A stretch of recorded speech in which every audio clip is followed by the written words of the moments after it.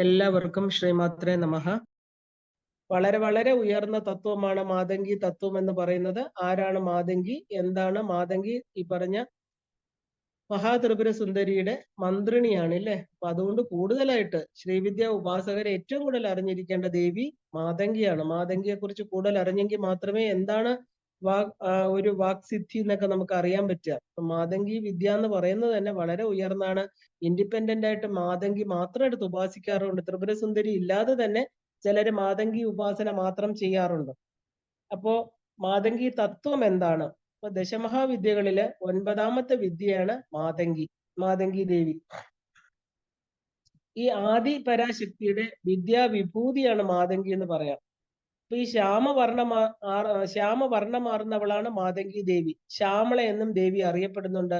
3 നേത്രങ്ങളോടുകൂടിയും ചതുർബാഹുക്കളോടുകൂടിയും ഭാഷ ഖഡ്ഗ ഖേടക അങ്കുശധാരിണിയായിട്ട് രത്നസിംഹാസനത്തിൽ വാഴുന്നവളാണ് ദേവി. നമ്മൾ എല്ലാ ചിത്രങ്ങളിലും ദേവി ഇങ്ങനെയാണ് കാണപ്പെടുന്നത്. അപ്പൊ മാതംഗി ദേവി ഭക്തർക്ക് അഭയവും അഭീഷ്ടവും നൽകുന്നവളാണ്. അപ്പൊ മാതംഗി ഉപാസനയിലൂടെ നമുക്ക് ലഭിക്കുന്ന ഒരു ഉപാസകന് ലഭിക്കുന്ന എന്തൊക്കെയാണെന്ന് ചോദിച്ചാൽ സൗന്ദര്യം, കളത്ര പുത്ര പൗത്ര സൗഖ്യം തുടങ്ങിയ എല്ലാം ലഭിക്കുന്നതാണ് മാതംഗി ഉപാസന. അപ്പൊ വാണിയുടെയും സംഗീതത്തിന്റെയും അധിഷ്ഠാത്രിയാണ്. ഗൃഹസ്ഥന്മാർക്ക് സുഖസമൃദ്ധി നൽകുന്നവളാണ്. മാത്രമല്ല ചതുർവിധ പുരുഷാർത്ഥ ചതുഷ്ടയങ്ങൾ പ്രദാനം ചെയ്യുന്നവളുമാണ് മാതംഗി ദേവി. അപ്പൊ മാതംഗി ദേവിയെ ഉപാസിച്ചതിലൂടെയാണ് മഹാവിഷ്ണു ഭാഗ്യ സുഖ കാന്തി സ്ഥിതനായിട്ട് സമ്പന്നനായിട്ട് തീർന്നൊരു കഥയുണ്ട്. അപ്പൊ മാതംഗി ദേവി ശ്രവണത്തെയും ശ്രവണ ശക്തിയെയും പ്രതിനിധാനം ചെയ്യുന്നു. ഗാനത്തിന്റെ ദേവതയായിട്ട് മാത്രം മാതംഗി ദേവിയെ വിശേഷിപ്പിക്കപ്പെടുന്നുണ്ട്. അപ്പൊ ശബ്ദ പ്രകമ്പനമായിരിക്കുന്ന നാദം അപ്പൊ സൂക്ഷ്മ നാഡികളിലൂടെ മനുഷ്യ ശരീരത്തിൽ ഒഴുകിക്കൊണ്ടിരിക്കുന്നത് അതിന് മാത്രം ഈ ദേവി മാതംഗി ദേവിയുടെ അനുഗ്രഹ ശക്തിയാണെന്ന് നിദാനമുണ്ട്. അപ്പൊ നമ്മുടെ ശരീരത്തില് ആ ഒരു ഓംകാരമായിട്ട് പ്രണവ മന്ത്രത്തിലൂടെ നമ്മുടെ ചംക്രമണം എല്ലാം തന്നെ മാതംഗി ദേവിയുടെ അനുഗ്രഹം കൊണ്ടാണ് നടക്കുന്നതെന്ന് പറയുന്നു. അപ്പൊ മാതംഗി ദേവി എന്ന് പറയുന്നത് സരസ്വതിയുടെ വ്യത്യസ്ത ഒരു ഭാവമാണ്. അപ്പോ ആ ഒരു ശിവനോട് ബന്ധപ്പെട്ട വിദ്യാരൂപിണിയാണെന്നും വിഘ്നേശ്വരനോട് ബന്ധപ്പെട്ട ശക്തിയാണെന്നും വാദഗതികളുണ്ട്. അപ്പൊ സരസ്വതി സങ്കല്പവും മാതംഗി സങ്കല്പവും പരസ്പര പൂരകങ്ങളാണ്. മാതംഗി ശിവശക്തിയാണ്. എന്നാൽ മാതംഗി എന്ന ദേവി വിഘ്നേശ്വരനുമായിട്ട് ബന്ധപ്പെട്ട ദേവതയല്ല. കാരണം വിനായകി എന്ന് പറഞ്ഞാൽ സ്ത്രീ രൂപിയായിരിക്കുന്ന ഗണപതി. അതാണ് ശ്രീവിദ്യാ ഗണപതി, പാഞ്ചകൽപ ഗണപതി എന്ന് പറയും. അപ്പൊ മാതംഗി ദേവി ഈ പറഞ്ഞ വിനായകിയും മാതംഗി ദേവിയും രണ്ടാണ്. നമ്മളത് തെറ്റിദ്ധരിക്കപ്പെടുന്നതാണ്. അപ്പൊ മാതംഗി ദേവിക്ക് ആനയുടെ ശിരസ്സല്ല, അതേസമയം വിനായകി ദേവിക്ക് ആനയുടെ ശിരസ്സാണ്. നമ്മൾ പടങ്ങളിൽ കാണാറുണ്ട് അല്ലെ, ശ്രീവിദ്യാ ഗണപതി എന്നാ പറയണത്, ആനയുടെ മുഖത്തോട് കൂടിയത്. ആ എന്താ പറയാ, കാമേശ്വരിയുടെ പരസ്പര നോട്ടത്തിൽ നിന്നുണ്ടായ ഗണപതി. അപ്പൊ മാതംഗി ദേവിക്ക് നിരവധി രൂപഭാവങ്ങളുണ്ട്. എന്തൊക്കെയാണത്? മന്ത്രിണി, ശ്യാമള, ലഘുമാതംഗി, രാജമാതംഗി, ശുഖശ്യാമള, രാജശ്യാമള, ശുഖപ്രിയ, ശ്യാമ, ഉച്ഛിഷ്ട ചണ്ടാലി, ഇങ്ങനെ നിരവധി ഭാവങ്ങളില് ദേവി പൂജിക്കപ്പെടുന്നു. അപ്പൊ ദേവിയുടെ ശ്യാമള രൂപം അഥവാ ഭക്തർക്ക് വളരെ സുപരിചിതമായിട്ടുള്ള മന്ത്രിണീ രൂപത്തെക്കുറിച്ചും ആ രൂപം ദേവി കൈക്കൊള്ളാനുള്ള കാരണങ്ങളെക്കുറിച്ചും നമ്മൾ അറിയാമെങ്കിലും ഈ മാതംഗി തത്വം പറയുമ്പോൾ നമ്മൾ അതും കൂടെ ഒന്നും കൂടെ മനസ്സിലാക്കിയേ തീരുള്ളൂ. ഇപ്പൊ മാതംഗി ദേവി മാതംഗ മുനിയുടെ പുത്രിയായിട്ട് അവതരിച്ചവളാണ് രാജമാതംഗി. ഇപ്പൊ രാജമാതംഗി പ്രാദുർഭാവത്തെ കുറിച്ച് ആഗമ രഹസ്യങ്ങളിൽ പറയണു, മാതംഗ മുനി കദംബ വനത്തില് 1000കണക്കിന് വർഷം തപസ്സു ചെയ്തുവെന്നും അതിൽ സംപ്രീതനായിട്ട് ശ്യാമള രൂപമാർന്ന രാജമാതംഗിനി ദേവിയായിട്ട് ശ്യാമളാദേവി, അതായത് കാളികാദേവി, കാളീദേവി, കാളിയും കാളികയും തമ്മിൽ വ്യത്യാസമുണ്ട്. ഇവിടെ അവതരിച്ചത് കാളികാദേവിയാണ്. അപ്പൊ കാളികാദേവി മാതംഗ മുനിയുടെ മുന്നില് പ്രത്യക്ഷപ്പെട്ടുവെന്നും പറയുന്നുണ്ട് കഥയായിട്ട്. അത് ബ്രഹ്മാണ്ഡ പുരാണത്തിലെ ലളിതോപാഖ്യാനത്തിലെ ലളിതാദേവിയുടെ മന്ത്രിണി ദേവിയെ കുറിച്ചും പറയുന്നുണ്ട് ഇങ്ങനെ. അപ്പൊ സമസ്ത മന്ത്രങ്ങളുടെയും ചൈതന്യ രൂപിണിയായിരിക്കുന്ന ശക്തി, അതിന്റെ അധിഷ്ഠാത്രിയാണ് മന്ത്രിണി ദേവി. ഇപ്പൊ ത്രിപുര സുന്ദരിയായിരിക്കുന്ന ലളിതാംബികയുടെ ആജ്ഞാനുവർത്തിനിയായിരിക്കുന്ന മന്ത്രിണി ദേവി മന്ത്രങ്ങളുടെ ജപത്തെക്കുറിച്ചും ഉച്ചാരണത്തെ എല്ലാം തന്നെ നിയന്ത്രിക്കുന്നവളാണ്. അപ്പൊ മന്ത്രിണി ദേവി തന്നെയാണ് മാതംഗി, ഒരു വ്യത്യാസവും ഇല്ല. അപ്പൊ ലളിതാദേവിയുടെ കയ്യിലെ ഇക്ഷുചാപത്തിൽ നിന്ന്, അതായത് കരിമ്പിൻ വില്ലിൽ നിന്ന് ഉത്ഭവിച്ചവളാണ് മാതംഗി ദേവി. അപ്പൊ ലളിതാദേവിയുടെ കയ്യിലെ പുഷ്പബാണങ്ങളിൽ നിന്ന് ആരാ ഉണ്ടായത്? ദണ്ഡനാഥ ദേവി അല്ലെ, വാരാഹി, വാർത്താളി എന്നറിയപ്പെടുന്ന ദേവിയാണ് പുഷ്പബാണങ്ങളിൽ നിന്നുണ്ടായത്. അപ്പൊ ദേവിയും പാശാങ്കുശങ്ങളിൽ നിന്ന് സമ്പത്കരി ദേവിയും അശ്വാരൂഢ ദേവിയും ഉത്ഭവിച്ചുവെന്ന് ലളിതോപാഖ്യാനം വ്യക്തമാക്കുന്നുണ്ട്. രാജമാതങ്കി എന്നും രാജശ്യാമള എന്നും മന്ത്രിണീ ദേവി എന്നും അറിയപ്പെടുന്ന ദേവി മന്ത്രങ്ങളുടെ മറ്റ് ദേവീ ദേവന്മാരുമായിട്ട് സാധകർക്ക് സംവദിക്കാനുള്ള കഴിവ് നൽകുന്നവളാണ് ഈ മന്ത്രിണീ ദേവി. ഇപ്പൊ ലളിത ഉപാഖ്യാനം 17-ാം അധ്യായത്തിലെ ശ്യാമളാദേവിയെ കുറിച്ച് വർണ്ണിക്കുന്നുണ്ട്. ഭണ്ഡാസുരവധത്തിനായിട്ട് ലളിതാദേവി പുറപ്പെട്ടു. അപ്പൊ ദേവിയോടൊപ്പം മന്ത്രിണീ ദേവിയും പുറപ്പെട്ടു എന്നാ പറയണത്. അപ്പൊ മന്ത്രിണീ ദേവിയോടൊപ്പം ശൃംഗാര രസോദ്യോതകങ്ങളായിരിക്കുന്ന വേഷഭൂഷാദികൾ അണിഞ്ഞ് ശ്യാമള നിറം പൂണ്ട ശക്തി ദേവതകളെ കയ്യിലെ വീണകളേന്തി ഒരു മഥോന്മത്തരായിട്ട് ആ ആടിയും പാടിയും മുന്നോട്ട് പോയി എന്ന് പറയണം അല്ലെ. നമ്മൾ എപ്പോഴും ശ്യാമാദേവിയെ വേറൊരു ലോകം, അതായത് ഓൾട്ടേർഡ് കോൺഷ്യസ്നെസ് എന്ന് പറയും, ഈ ലോകത്തിൽ ഇരിക്കുന്ന ആളായിട്ടല്ല, വേറൊരു തലത്തിലാണ് ദേവി എപ്പോഴും ആ ഒരു വീണ വെച്ച് ആ ഒരു സംഗീതത്തെ ആസ്വദിച്ചു കൊണ്ടിരിക്കുന്ന ദേവി. സംഗീതം എന്ന് പറയുന്നത് വേറൊരു തലമാണ്, മന്ത്രത്തിന്റെ തലമാണിത്. കാരണം ആ സുഖമായിരിക്കുന്ന ആ സച്ചിദാനന്ദ സ്വരൂപിണിയായിരിക്കുന്ന ആത്മാനന്ദത്തെ രസിച്ചു കൊണ്ടിരിക്കുന്ന ദേവി. അപ്പോ അവര് എപ്പോഴും കയ്യില് ഈ പറഞ്ഞ ദേവിയുടെ കൂടെ ഉള്ളവരും എല്ലാം ശക്തി ദേവതകളെല്ലാം നമ്മൾ കയ്യിൽ വീണ പിടിച്ചിട്ട് ഇങ്ങനെ പാടിയൊക്കെ അവർ പോകുന്ന യുദ്ധത്തിനാണെങ്കിൽ പോലും. അപ്പൊ അവർക്ക് മയൂരം, ഹംസം, കോകിലം തുടങ്ങിയ വാഹനങ്ങൾ ഉണ്ടായിരുന്നു.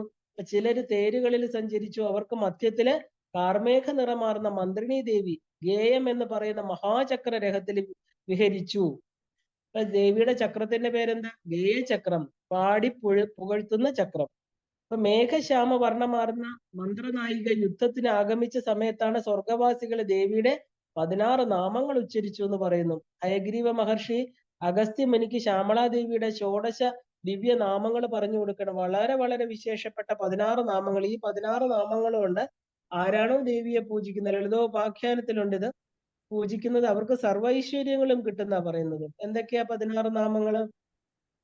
സംഗീത യോഗിനി, ശ്യാമ, ശ്യാമള, മന്ത്രനായിക, മന്ത്രിണി, സജീവേശി, പ്രധാനേശി, ശുഖപ്രിയ, വീണാവതി, വൈണികി, മുദ്രിണി, പ്രിയകപ്രിയ, നീപപ്രിയ, കദംബേശി, കദംബവനവാസിനി, സദാമത.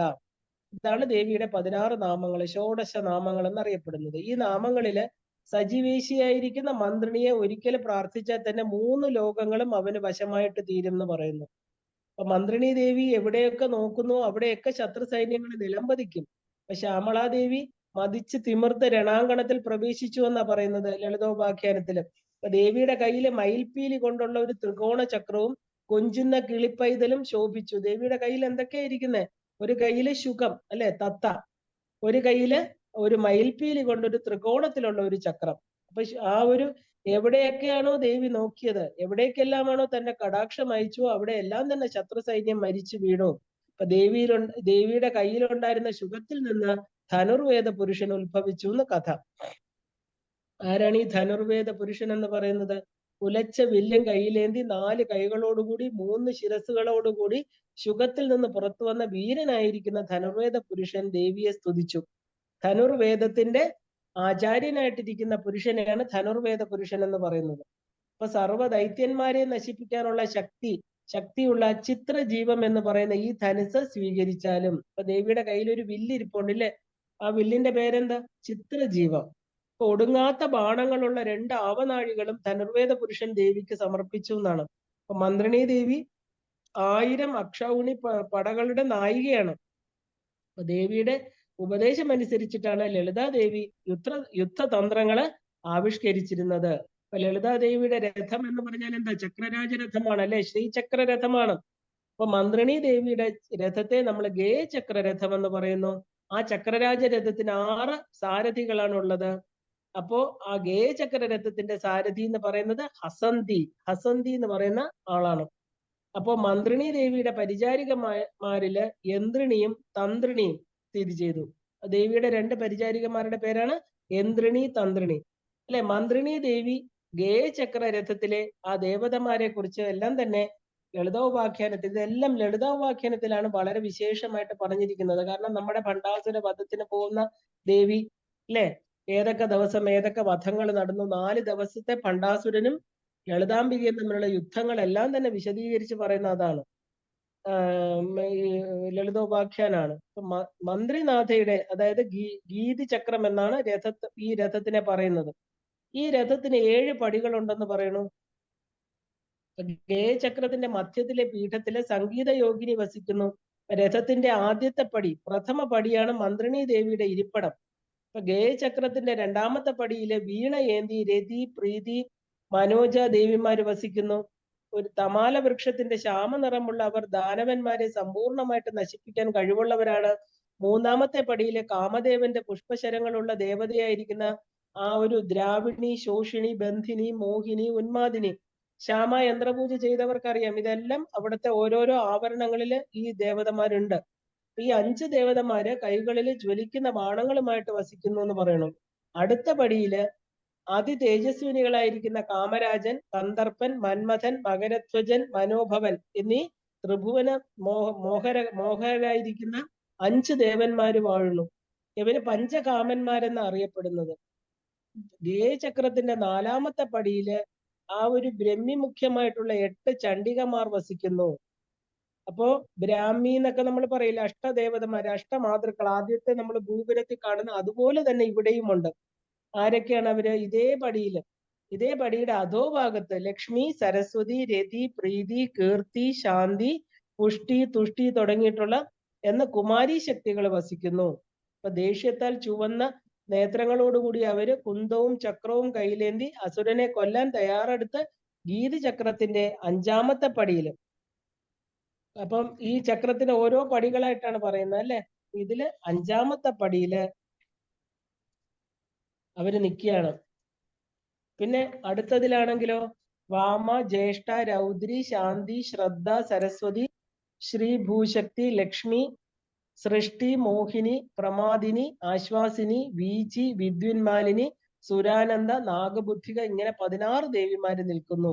വജ്ര ആയുധങ്ങൾ ധരിച്ചിട്ടാണ് ഈ ദേവിമാര് നിൽക്കുന്നത്. 6ാമത്തെ പടിയിൽ നീല നിറമുള്ളവരും തൃശൂല പാത്രങ്ങൾ ധരിച്ചിരിക്കുന്നതുമായിട്ടുള്ള 8 ഭൈരവന്മാർ, അഷ്ടഭൈരവന്മാരില്ലേ, അസിതാങ്കൻ, രുരു, ചണ്ഡൻ, ക്രോധൻ, ഉന്മത്തൻ, കപാലി, ഭീഷണൻ, സംഹാരൻ, ഇങ്ങനെ ഭൈരവന്മാര് നിൽക്കുകയാണ്. 7ാമത്തെ പടിയില് മാതങ്കി, സിദ്ധലക്ഷ്മി, മഹാമാതങ്കിക, മഹതി, സിദ്ധലക്ഷ്മി എന്നുള്ള ദേവതമാരാണ്. അമ്പും വില്ലും ധരിച്ചവര് ശോണവർണ്ണമാർന്നവരാണ്. ആ പടിയുടെ താഴെ ഗണനാഥന്മാരും ക്ഷേത്രപാലകന്മാരും ദുർഗാംബയും വടുകഭൈരവനും കൈകളില് ആയുധമേന്തി നിലനിൽക്കുന്നു. അത് മാത്രമല്ല, അതിന്റെ താഴെ ലക്ഷ്മി, സരസ്വതി, നിധികളായിരിക്കുന്ന ശംഖം, പത്മം എന്നിവര് ആയുധധാരികളായിട്ടിരിക്കുകയാണ്. ഈ പടിയുടെ ഏറ്റവും താഴെ ആ ഒരു ശക്രൻ മുതൽ വിഷ്ണു വരെയുള്ള ദിക്പാലകന്മാര് കയ്യിൽ യഥാക്രമം വജ്രം, കുന്തം, കാലദണ്ഡ, വാള, പാശം, കൊടി, ഗദ, തൃശൂലം, അസ്ത്രം, ചക്രം എന്നിവര് ധരിച്ച് നിൽക്കുകയാണ്. ഭണ്ഡാസുര സൈന്യത്തെ നശിപ്പിക്കാൻ അവര് സദാ ദേവിയെ ഭക്തിപൂർവ്വം സേവിക്കുന്നു. അപ്പൊ ഈ മന്ത്രിനാഥയുടെ സഹായത്തോടുകൂടി ഭണ്ഡാസുര വധത്തെക്കുറിച്ച് ലളിതാദേവിയെ ഓർമ്മിപ്പിക്കാനാണ് ദേവകള് ഗീതി ചക്രത്തെ ആശ്രയിച്ചത്. അപ്പൊ മന്ത്രിണീ ദേവി വഴിയുള്ള അഭ്യർത്ഥനകളെ ലളിതാദേവി വളരെ വേഗത്തിൽ സാധിപ്പിച്ചു കൊടുക്കും. അപ്പൊ സേവകരിലൂടെ മഹാരാജ്ഞിക്ക് നൽകുന്ന അഭ്യർത്ഥനകളെല്ലാം തന്നെ എളുപ്പത്തിൽ സാധിക്കുന്നതാണ്. അല്ലാതെ ദേവകൾക്ക് ജ്വലിക്കുന്ന തേജസ്സുള്ള ലളിതാംബിക ദേവിയെ സമീപിക്കാൻ സാധിക്കില്ല. അപ്പൊ സംഗീത ദേവത ആയതുകൊണ്ട് മന്ത്രിണീ ദേവി ശ്രീദേവിക്ക് ഏറ്റവും പ്രിയപ്പെട്ടവളാണ്. അപ്പൊ മന്ത്രിണീ ദേവിയുടെ നിർദ്ദേശങ്ങളെ ദേവി ലംഘിക്കാറില്ല. ലളിതാ സൈന്യത്തിലെ മന്ത്രിണീ ദേവിയാണ് ഏറ്റവും ശക്തമായിരിക്കുന്ന ദേവത. കാര്യങ്ങൾ ചെയ്യാനും ചെയ്യാതിരിക്കാനും മാറ്റം വരുത്താനുള്ള അധികാരം മന്ത്രിണീ ദേവിക്കുണ്ട്. അപ്പൊ അതിനാല് ശ്രീദേവിയുടെ മുഖ്യ സഹായിയായിരിക്കുന്ന മന്ത്രിണീനാഥെ, അതായത് ഈ ശ്യാമാദേവി എല്ലാ ദിക്പാലകന്മാരും വിജയത്തിന് വേണ്ടി സദാ സേവിച്ചുകൊണ്ടിരിക്കുന്നത്. എന്തുകൊണ്ടാണ് ഈ കാര്യങ്ങളൊക്കെ ഇത്രയും വിശദമായിട്ട് നമ്മൾ ഡിസ്കസ് ചെയ്യുന്നത്? ശ്രീവിദ്യ ഉപാസനയില് വാരാഹി ദേവിയും ശ്യാമാദേവിയും ഇല്ലാതെ ലളിതാ പരമേശ്വരി ഇല്ല എന്ന് കാണിക്കാനാണ്. കാരണം ഇവര് രണ്ടുപേരുടെ ഉപാസന, ഇവരുടെ യന്ത്രപൂജ പുരസ്ചരണം ഇല്ലാതെ ഒരു കാലത്തും ശ്രീവിദ്യാ മന്ത്രം പൂർത്തീകരിക്കപ്പെടാൻ സാധ്യമല്ല. അതുകൊണ്ടാണ് പറയുന്നത്. ഇപ്പൊ ഈ ദേവിക്ക് തന്നെ എത്രമാത്രം ആൾക്കാരാണ് ഈ പറയുന്നത്. ഇവരെല്ലാം തന്നെ സാധകന്റെ മുമ്പോട്ടുള്ള പ്രയാണത്തിൽ ഉണ്ടാകുന്ന തടസ്സങ്ങളെ ഇല്ലാതാക്കുന്ന ദേവതമാരാണ്. ഇവരുടെ യന്ത്രപൂജ, ശ്യാമാദേവി യന്ത്രപൂജയും അതിന് മാത്രമല്ല പുരസ്ചരണവും പൂർത്തിയാക്കി വാരാഹി ദേവിയും പൂർത്തിയാകാതെ നമുക്കൊരിക്കലും ശ്രീചക്രത്തിൽ ആരൂഢയായിരിക്കുന്ന ലളിതാ പരമേശ്വരിയുടെ അടുത്ത് എത്താൻ സാധ്യമല്ല. അപ്പൊ ഭണ്ഡാസുരൻ എന്ന് പറയുന്ന ഈഗോ നമ്മുടെ ശരീരത്തിലാണ് ഇരിക്കുന്നത്. ഭണ്ഡാസുരൻ വേറൊന്നും അല്ല, ഭണ്ഡൻ നമ്മുടെ ശരീരബോധം തന്നെയാണ്. അപ്പൊ ആ ഭണ്ഡനെ നിഗ്രഹിക്കണമെങ്കിൽ ഇത്രയും ശക്തിസേനകൾ ഒരുമിച്ച് കൂടിയെങ്കിൽ മാത്രമേ ആ ഒരു ശ്രീവിദ്യാ മന്ത്രത്തിൽ ആത്മവിദ്യയായിരിക്കുന്ന ആത്മാവിനെ സ്വസ്വരൂപ ദർശനത്തിന് സാധ്യമാവും. അതുകൊണ്ടാണ് ഇത്രയും വിശദീകരിച്ച് ഇത്രയും ദേവതമാരിയ്ക്കണമെന്ന് നമ്മൾ വീണ്ടും വിസ്തരിച്ച് പറയുന്നത്. കാരണം ഇത്രയും ദേവതകളാണ്, ഒന്നും രണ്ടും ദേവതമാരല്ല. ഓരോ ശക്തികൾക്ക് ഇനിയിപ്പം വാരാഹി ദേവിയുടെ ശക്തികളോ എത്ര എത്ര പേരാണ്, അതും അതിഭീകരരായിരിക്കുന്ന വളരെ ഭയങ്കരങ്ങളായിരിക്കുന്ന ശക്തിസേനകളാണ് വാരാഹി ദേവിക്കുള്ളത്. ഇവരെല്ലാം നമ്മുടെ ശരീരത്തിൽ ഇരിക്കുന്നു എന്ന് പറഞ്ഞാൽ എന്താ കാര്യം? അപ്പൊ ഇവരെ പോലും തോൽപ്പിക്കുന്ന വലിയ ഒരു ശക്തിയാണ് ഭണ്ഡാസുരൻ, അല്ലെ? ഒരു ജീവനെ മുക്തിക്ക് അയക്കാതിരിക്കാൻ എന്തൊക്കെ കാര്യങ്ങൾ ചെയ്യാമോ അതൊക്കെ ചെയ്യുന്നതാണ് ഭണ്ഡൻ. ഭണ്ഡനും ഭണ്ഡന്റെ വിഷങ്കനും വിശുക്രനും അവരുടെ 30 മക്കളും അവരുടെ സൈന്യവും ഇവരും നമ്മുടെ ശരീരത്തിലായിരിക്കുന്നു. നമ്മൾ കണ്ടു ദേവന്മാരും അസുരന്മാരും എല്ലാം. ദേവന്മാര് ആ ഒരു ദൈവീകമായിരിക്കുന്ന ശക്തികൾ, അതായത് അവരുടെ നല്ല ഗുണങ്ങൾ എപ്പോഴാണോ ഇല്ലാതാകുന്നത് അവരെല്ലാം അസുരന്മാരായിട്ട് തീരും. ഇവര് തന്നെ ഞാൻ പറഞ്ഞു ഇന്നലെ, ഒരു നാണയത്തിന്റെ 2 ഭാഗം പോലെയാണ്. നമ്മൾ നല്ല ഗുണങ്ങളോട് കൂടിയിരിക്കുമ്പോൾ നമ്മൾ ദേവന്മാരും, മോശം ഗുണങ്ങൾ വരുമ്പോൾ ഈ കാമക്രോധാദികൾ വരുമ്പോൾ നമ്മൾ അസുരന്മാരും. ഒരു വ്യക്തി തന്നെ 2ആയിട്ട് മാറുകയാണ്. അപ്പൊ ആ എല്ലാ ഗുണങ്ങളും, എല്ലാ മോശ ഗുണങ്ങളും തികഞ്ഞിട്ട് വേറൊരാളെ ആക്രമിക്കുക, അല്ലെ? അപ്പൊ ബാക്കിയുള്ളവരുടെ ജോലികളെ തടസ്സപ്പെടുത്തുക. ഇതാണ് ഭണ്ഡൻ ചെയ്തത്. പ്രകൃതിയുടെ നിയന്ത്രണം ഏറ്റെടുത്തു. അഷ്ടദിക്പാലകരെയും എല്ലാ ദേവന്മാരെയും തടവിലാക്കിക്കൊണ്ട് ഭണ്ഡൻ ഭരിക്കാൻ തുടങ്ങിയപ്പോഴാണ് ഈ പറഞ്ഞ ആഹൂതികൾ ദേവന്മാർക്ക് കിട്ടാതായതും നമ്മുടെ ഈ പറഞ്ഞ എല്ലാ ലോകങ്ങളിലെയും മനുഷ്യരുടെ ശക്തി ക്ഷയിച്ചതും ഈശ്വര പൂജകൾ ഇല്ലാതായി തീർന്നതും. ഇപ്പൊ വേദങ്ങളൊക്കെ മോഷ്ടിക്കുക എന്ന് പറഞ്ഞാൽ, വേദങ്ങൾ എടുക്കുക എന്ന് പറഞ്ഞാല് സത്യധർമാദികള് ഇവിടെ ഇല്ലാതായി. അപ്പൊ അങ്ങനെ വലിയൊരു പ്രശ്നം വന്നു. അതാണ് ഭണ്ഡൻ. 4 ദിവസം 4 രാത്രിയും 4 പകലും, അല്ലെ? നമ്മൾ നവാവരണ ചക്ര രഹസ്യം നമ്മൾ കണ്ടതാണ്. നവാവരണ പൂജ എന്താണ്, അല്ലെ? ഭണ്ഡാസുര വധം എന്താണ്, ഇതിന്റെ എല്ലാം പിന്നിലെ സത്യം എന്താണ്? ഒരു ജീവൻ എപ്പോഴാണോ തിരിച്ചുപോക്ക് ആഗ്രഹിക്കുന്നത്, തന്റെ ഏറ്റവും വലിയ ശത്രു, ബാക്കിയുള്ള അസുരന്മാരെല്ലാം ദേവി മഹാത്മ്യത്തിൽ അനേക അസുരന്മാരെ കണ്ടു. പക്ഷെ ഏറ്റവും പ്രബലനായിരിക്കുന്ന ശിവന്റെ ശക്തിയിൽ നിന്ന് ഉത്ഭൂതനായിരിക്കുന്ന ചിത്രസേനൻ എന്ന് പറയുന്ന ആ ഒരു ഗണപതി രൂപം ഉണ്ടാക്കിയ ആ ഒരു ശിവൻ ശക്തി കൊടുത്ത് ശിവന്റെ പുത്രനായിട്ട് അറിയപ്പെടുന്ന ഭണ്ഡൻ, കൈലാസത്തിൽ വളർന്നവനാണ് ഭണ്ഡൻ. അപ്പൊ ആ ഭണ്ഡനെ വധിക്കാൻ ആര് വന്നു? സാക്ഷാൽ പരാശക്തിയായിരിക്കുന്ന ലളിതാംബിക തന്നെ വന്നെങ്കിൽ മാത്രമേ അവനവന്റെ ഈഗോ അതായത് തന്റെ ശരീരാഭിമാനം എല്ലാം ഹോമിച്ചതിന് ശേഷമാണ് ആ ഒരു ഹോമകുണ്ടത്തിൽ നിന്ന് ദേവകാര്യ സമുദ്രത അടിവരയിട്ട് ഓരോ ഉപാസകരും മനസ്സിലാക്കണം. നമ്മൾ എപ്പോ ദേവന്മാരാകുന്നു അവരുടെ ഉള്ളിലെ ചിതഗ്നി കുണ്ടത്തിൽ നിന്ന് അമ്മ വരുന്നത്, അല്ല വേറൊരു ചിതഗ്നി വരത്തില്ല. സാധാരണ ഒരു വ്യക്തിയുടെ ഉള്ളിൽ നിന്ന് വരത്തില്ല അമ്മ, വരില്ല. കാരണം അഗ്നികുണ്ഡം, ചിത്താകുന്ന അഗ്നികുണ്ഡത്തിൽ ആരാ വിളിക്കുന്നത്? അമ്മ വന്നത് എന്തിനാ? അതുകൊണ്ടാണ് വശിന്യാദി ദേവതകള് ദേവകാര്യ സമുദ്യത, ദേവന്റെ കാര്യത്തിന്റെ ആവശ്യത്തിന് വേണ്ടി വന്നവൾ. അവര് തന്നെ തന്റെ അംഗങ്ങളെല്ലാം ഹോമിച്ച് അവസാനം തലയറുത്ത് ഹോമിക്കാൻ തുടങ്ങി. തല എന്ന് പറഞ്ഞ ഈഗോ, അല്ലെ? ഞാനെന്നുള്ള ഭാവം. ബൈലി ചക്രവർത്തിയുടെ ആ ശിരസിലാണ് പാദദീക്ഷ കൊടുത്തത് മഹാവിഷ്ണു. അദ്ദേഹത്തെ ചവിട്ടി താഴ്ത്തിയൊന്നല്ല, അദ്ദേഹത്തെ സുതലത്തിലേക്ക് അയക്കുക ചെയ്തത്. അതുപോലെ നമ്മുടെ ഉള്ളില് ഭണ്ഡൻ എന്ന് പറയുന്ന ആ ഒരു ആണവ മലം ഒരു കാലവും നമ്മളെ വിട്ടുപോകില്ല. എപ്പോഴും നമ്മൾ ചില പാമ്പുകൾ എത്ര അടിച്ചാലും കുറച്ചു സമയം കഴിയുമ്പോൾ തല പൊക്കുമില്ലേ? അവരുടെ ഉള്ളിൽ വിഷമാണുള്ളത്, നശിപ്പിക്കാനുള്ള ശക്തി. അതുപോലെ നമ്മുടെ ഈ ഈഗോ എന്ന് പറയുന്നത് സറണ്ടർ ചെയ്യാൻ തയ്യാറില്ലാത്ത ഒരു ഭാവമാണ് എല്ലാ മനുഷ്യരുടെ ഉള്ളിലും. അതിനെ നമ്മൾ അഹംബോധമാക്കി മാറ്റണം. അത് ജ്ഞാനത്തിലൂടെ മാത്രമേ പറ്റൂ, ആത്മവിദ്യ കൊണ്ട് മാത്രമേ പറ്റൂ. അതുകൊണ്ടാണ് ലളിതാ ത്രിപുരസുന്ദരിക്ക് 4 ദേവതമാര്, സമ്പത്കരിയും അശ്വാരൂഢയും വാരാഹിയും ശ്യാമയും ഒക്കെ വന്നിരിക്കുന്നത്. കാരണം ഇവർ ഇത്രയും പേര് ശ്രമിച്ചെങ്കിൽ മാത്രമേ ഇവരുടെ അനേകായിരം കോടി പടകള്, ശക്തി സൈന്യങ്ങള് നമ്മുടെ ശരീരത്തിലിരുന്ന് നിരന്തരം ഈ മന്ത്രത്തിലൂടെ ആ ജീവനെ ശുദ്ധീകരിക്കുന്നതുകൊണ്ട് മാത്രമാണ് ഈ ആത്മവിദ്യ എന്ന് പറയുന്ന ശ്രീവിദ്യ ഓരോ വ്യക്തിക്കും അനുഭവവേദ്യമാകുന്നത്. അല്ലെങ്കിൽ ചുമ്മാ ജപിച്ചുകൊണ്ടിരിക്കാം, മന്ത്രങ്ങൾ എല്ലാവർക്കും ജപിക്കാം, അല്ലേ? ഒരു പ്രയോജനമില്ല. പക്ഷെ പ്രയോജനം വരണമെങ്കിൽ എന്ത് വേണം? ആ ഒരു ആത്മാവിനെ അറിയണമെങ്കിൽ എല്ലാ നമ്മുടെ നെഗറ്റീവ്സ് എന്ന് പറയുന്നത് ശരീരാഭിമാനമാണ് മെയിൻ. ശരീരം വന്നത് കൊണ്ടാണ് ബാക്കിയൊക്കെ വന്നിരിക്കുന്നത്. അപ്പൊ എപ്പോഴാണോ ശരീരാഭിമാനം ഇല്ലാതാകുന്നത് ബാക്കിയെല്ലാം ഇതിന്റെ കൂടെ തന്നെ പൊക്കോളും. അപ്പൊ ആ ഭണ്ഡൻ എന്ന് പറയുന്ന വലിയ അസുരനെ ആ ലളിതാ ത്രിപുര സുന്ദരി എന്ന് പറഞ്ഞ അമ്മ വന്നിട്ട് നമ്മൾ ആ അമ്മയുടെ മന്ത്രം എടുത്തിരിക്കുന്നത് എന്തിനാണ്? ഈ പറയുന്ന ഉപദേവതകളെല്ലാം ആരാണ്? ഇത് ചുമ്മാ കുറെ പേരുകൾ കേട്ട് പോവല്ല. ഇവരെല്ലാം തന്നെ ഓരോ കാര്യങ്ങളും, അവർക്ക് ഓരോ കർമ്മങ്ങൾ നമ്മുടെ ശരീരത്തിലുണ്ട്. ഈ പറയുന്ന മന്ത്രിണി ദേവി എന്താണ് ചെയ്യുന്നത്? കാരണം ഈ ജീവനെ മുകളിലോട്ട് കൊണ്ടുപോകണം, ഇല്ലേ? ആവരണങ്ങളെ കടത്തിവിടണം. നവാവരണങ്ങളെ കടന്ന് 9ാമത്തെ തലത്തിലെത്തി ആ ഒരു ബിന്ദുവിൽ എത്തിയെങ്കിൽ മാത്രമേ ആ ഒരു ശിവശക്തി സംയോഗം ഉണ്ടാവുള്ളൂ, ജീവന് മോക്ഷപ്രാപ്തി ഉണ്ടാവുള്ളൂ. അതിനുള്ള കാര്യങ്ങളാണ്. അതുകൊണ്ടാണ് ദിക്പാലകര് ഇവരെല്ലാം ദേവിയെ വന്ദിച്ചു എന്ന് പറയുന്നത്. ദിക്പാലകരാരാ? നമ്മുടെ ശരീരത്തിൽ ഇരിക്കുന്നവരാണ്.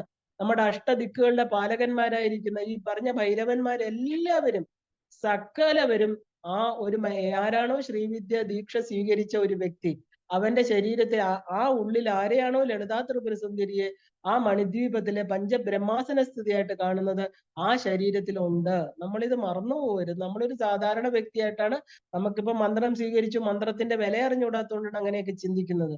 ചതുഷ്ഷഷ്ടി കോടി യോഗിനികള് ചിന്താമണി ഗ്രഹത്തിലെ 9 ആവരണങ്ങളിൽ ഇരിക്കുന്ന അനേക കോടി ദേവതകൾ, ഇതെല്ലാം നമ്മുടെ ഓരോ സെല്ല്, അല്ലെ? 30 മുക്കോടി ദേവന്മാരെന്ന് പറഞ്ഞാൽ നമ്മുടെ ഓരോ സെല്ലുകളും ഇന്ന് ഇല്ലാതായിക്കൊണ്ടിരിക്കുന്നു, ഒന്ന് പുനർജനിക്കുന്നു. അപ്പൊ സൃഷ്ടി സ്ഥിതി സംഹാരം നടക്കുന്ന ഈ ശരീരത്തിൽ തന്നെയാണ് ഈ ദേവന്മാരിരിക്കുന്നത്. ദേവന്മാരുടെ ദേവഗുണങ്ങൾ ഇല്ലാതാവുമ്പോൾ അവരെല്ലാം തന്നെ അസുരന്മാരായിട്ട് തീരുന്നു. ജീവനെ വീണ്ടും വീണ്ടും ജനന മരണ ചക്രങ്ങളിലേക്ക് അയക്കണമെന്നർത്ഥം. അപ്പൊ ഭണ്ഡാസുര പുത്രന്മാരോട് യുദ്ധം ചെയ്യാൻ പുറപ്പെട്ട ബാലാദേവി, അല്ലെ? ലളിതാ ത്രിപുര സുന്ദരിയുടെ 9 വയസ്സുള്ള നിത്യ ബാലയായിരിക്കുന്ന പുത്രി. അപ്പോ കർണീരഥത്തില് യുദ്ധസന്നദ്ധിയായി സ്ഥിതി ചെയ്തപ്പോ ബാലാദേവിയുടെ ഇരു പാർശ്വങ്ങളിലും സംരക്ഷകരായിട്ട് നിലകൊണ്ട മന്ത്രിണി ദേവിയും ദണ്ഡനാഥ ദേവിയുമാണ്. കാരണം ആ 2 പേരെ മാത്രമേ ലളിതാ പരമേശ്വരിക്ക് വിശ്വാസമുള്ളൂ. തന്റെ മകള് യുദ്ധത്തിന് പോയപ്പോ ലഘു ശ്രീവിദ്യയായിരിക്കുന്ന ബാല, അല്ലെ? അമ്മയുടെ പൂർണ്ണ ശക്തിയാണ് ബാല. ആ ബാലയ്ക്ക് സംരക്ഷണമായിട്ട് ഇവരെ 2 പേരെയുമാണ് ദേവി അയക്കുന്നത്. അപ്പോ മായാവിയായിരിക്കുന്ന വിശുക്രാസുരൻ പ്രയോഗിച്ച ജയവിഘ്നം ഏറ്റ് മോഹാലസ്യപ്പെട്ടതുകൊണ്ട് മന്ത്രിണി ദേവിയും ദണ്ഡനാഥ ദേവിയും മാത്രമാണ് അവർക്ക് മോഹാലസ്യം വന്നില്ല. ബാക്കിയുള്ളവരെല്ലാം ഈ ജയഘ്ന യന്ത്രം വച്ചപ്പോഴത്തേക്ക് ബാക്കിയുള്ളവരൊക്കെ മോഹാലസ്യപ്പെട്ടു വീണു, അല്ലെ? മന്ത്രിണി ദേവിയും ദണ്ഡിനി ദേവിയും മാത്രം ഇതില് ഉൾപ്പെട്ടില്ല. അവരറിയിച്ചതിനെ തുടർന്നാണ് ലളിതാദേവി ഈ പറഞ്ഞ ശ്രീവിദ്യ ഗണപതി എന്ന് പറയുന്ന വാഞ്ചകൽപ്പ ഗണപതി വിഘ്നേശ്വരനെ വരുത്തി ജയവിഘ്ന യന്ത്രത്തെ നശിപ്പിച്ചു. തുടർന്ന് നടന്ന യുദ്ധത്തില് ബ്രഹ്മശിരസ് എന്ന ഉഗ്രായുധം പ്രയോഗിച്ച മന്ത്രിണി ദേവി വിശുക്രാസുരനെ നിഗ്രഹിച്ചു. അപ്പൊ നമ്മുടെ ഒടുവിൽ ലളിതാദേവി ഭണ്ഡാസുരനെയും നിഗ്രഹിക്കുന്നുണ്ട്, അല്ലെ? ഈ വിശുക്രൻ, വിഷങ്കൻ, അല്ലെ? അംഗങ്ങളെല്ലാം വിഷം ഉണ്ടായവൻ, അല്ലെ? ഈ പറഞ്ഞ ഭണ്ഡന്റെ 2 തോൾ, ഇടതും വലതും തോളുകളിൽ നിന്നുണ്ടായവരാണ്. നമ്മുടെ തോളെന്ന് പറയുന്നത് എന്താ?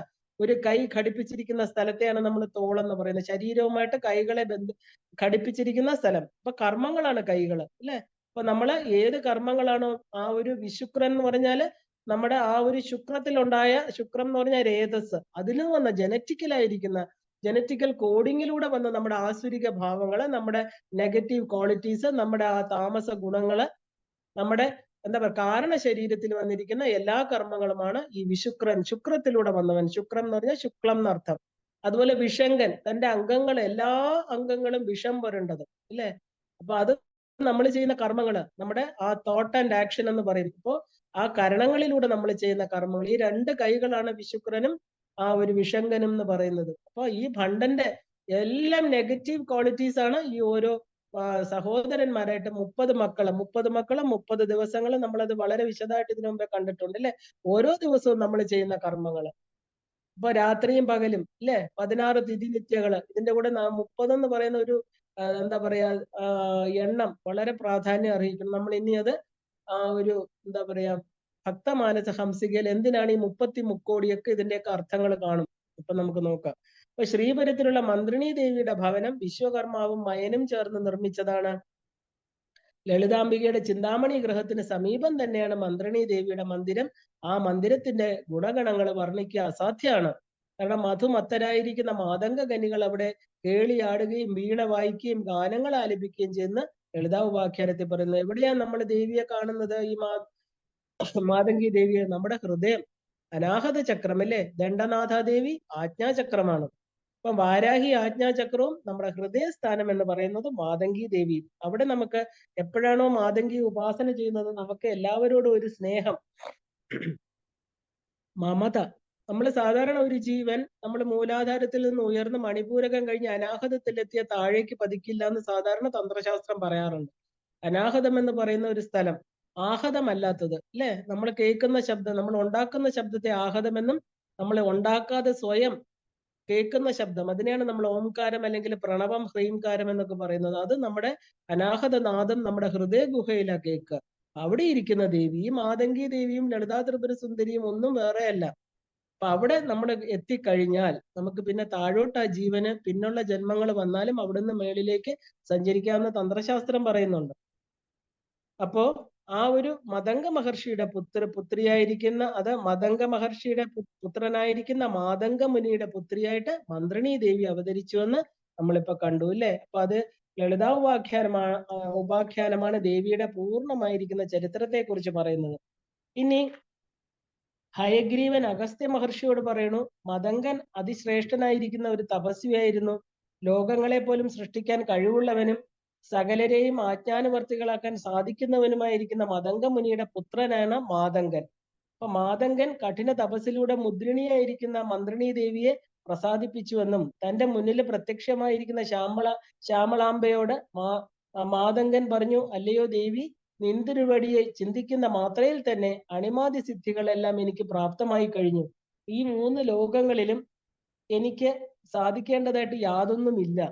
ഭവതിയുടെ സ്മരണയാൽ തന്നെ എൻ്റെ എല്ലാ ആഗ്രഹങ്ങളും സാധിക്കപ്പെട്ടിരിക്കുന്നു. എങ്കിലും ഭവതിയുടെ സാന്നിധ്യം നിഷ്ഫലമാകാതിരിക്കാൻ വേണ്ടി ഞാനൊരു വരം ചോദിക്കാം, അത് നൽകിയാലും. അപ്പൊ ഞാനും ഹിമവാനും നല്ല സുഹൃത്തുക്കളായിരുന്നു. ഒരിക്കലും ഞങ്ങൾ സംസാരിച്ചപ്പോൾ ഞാൻ ഗൗരിയുടെ പിതാവാണെന്ന് ഹിമവാൻ സ്വയം പ്രശംസിച്ചു. അനേക ഗുണസമ്പന്നനാണെങ്കിലും ഹിമവാന്റെ ആ വാക്കുകൾ എന്നെ വളരെയധികം വേദനിപ്പിച്ചു. എനിക്കത് ഇഷ്ടമായില്ല. കാരണം എന്താ, സമാന പദവിയിലുള്ള ഇരു സുഹൃത്തുക്കളുടെ ഇടയിൽ ഒരാൾ എന്തെങ്കിലും കാരണവശാൽ അധികം ഉത്കർഷം ഉണ്ടായാൽ സ്വാഭാവികമായും അത് മറ്റൊരാൾക്ക് അസൂയ ഉണ്ടാക്കും. അപ്പൊ സകല ആഗ്രഹങ്ങളും സാധിച്ചവനാണ് ഞാൻ, അതെനിക്കറിയാം. ഗൗരിയുടെ പിതാവ് എന്നുള്ള മഹിമയ്ക്ക് ആണ് ആ ഒരു തപസ് ചെയ്തതെന്ന് അദ്ദേഹം പറഞ്ഞു. അതുകൊണ്ട് ദേവി എന്റെ പുത്രിയായിട്ട് പിറന്നാലും അപ്രകാരം ചെയ്താല് ആ ഭവതി എന്റെ പേരിൽ പ്രശസ്തിയായിട്ട് തീരും. നോക്കൂ എത്ര ഉയർന്ന തലമാണ്. ആ മതംഗ മുനിയുടെ പേരിൽ ദേവി പ്രശസ്തിയാവും അല്ലെ. മഹിഷനെ കൊന്നുകൊണ്ട് അമ്മ ആരായി? മഹിഷമർദിനിയായി. അത് ഇദ്ദേഹം പറയാണ്, എന്റെ മകളായിട്ട് പിറന്നാൽ അമ്മയുടെ പേരിൽ ഞാൻ പ്രശസ്തനാവുന്നല്ല പറഞ്ഞത്.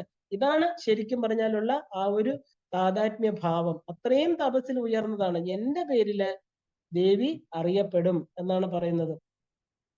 അപ്പോ എന്താ ആ ഒരു, അതുകൊണ്ട് ദേവി എന്റെ പുത്രിയായിട്ട് പിറക്കണം. അപ്രകാരം ചെയ്താല് എന്താ പറയാ, അമ്മ പ്രശസ്തയായിട്ട് തീരും. അപ്പൊ മാതംഗ മുനിയുടെ അഭ്യർത്ഥന അനുസരിച്ച് ദേവി വരം നൽകി അപ്രത്യക്ഷയായി.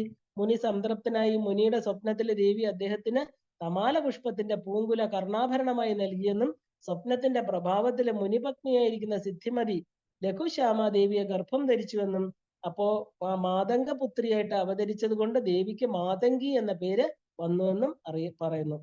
അപ്പൊ ഹിമാലയ പുത്രി ആയതുകൊണ്ട്, ഹിമവാന്റെ പുത്രിയായതുകൊണ്ട് ദേവി എന്താ മറ്റേ പാർവതി എന്നറിയപ്പെട്ടതുപോലെ ദേവിക്ക് എന്തൊക്കെയാണ് പേര്? ഹൈമവതി, പാർവതി എന്നൊക്കെയാണ് അല്ലെ.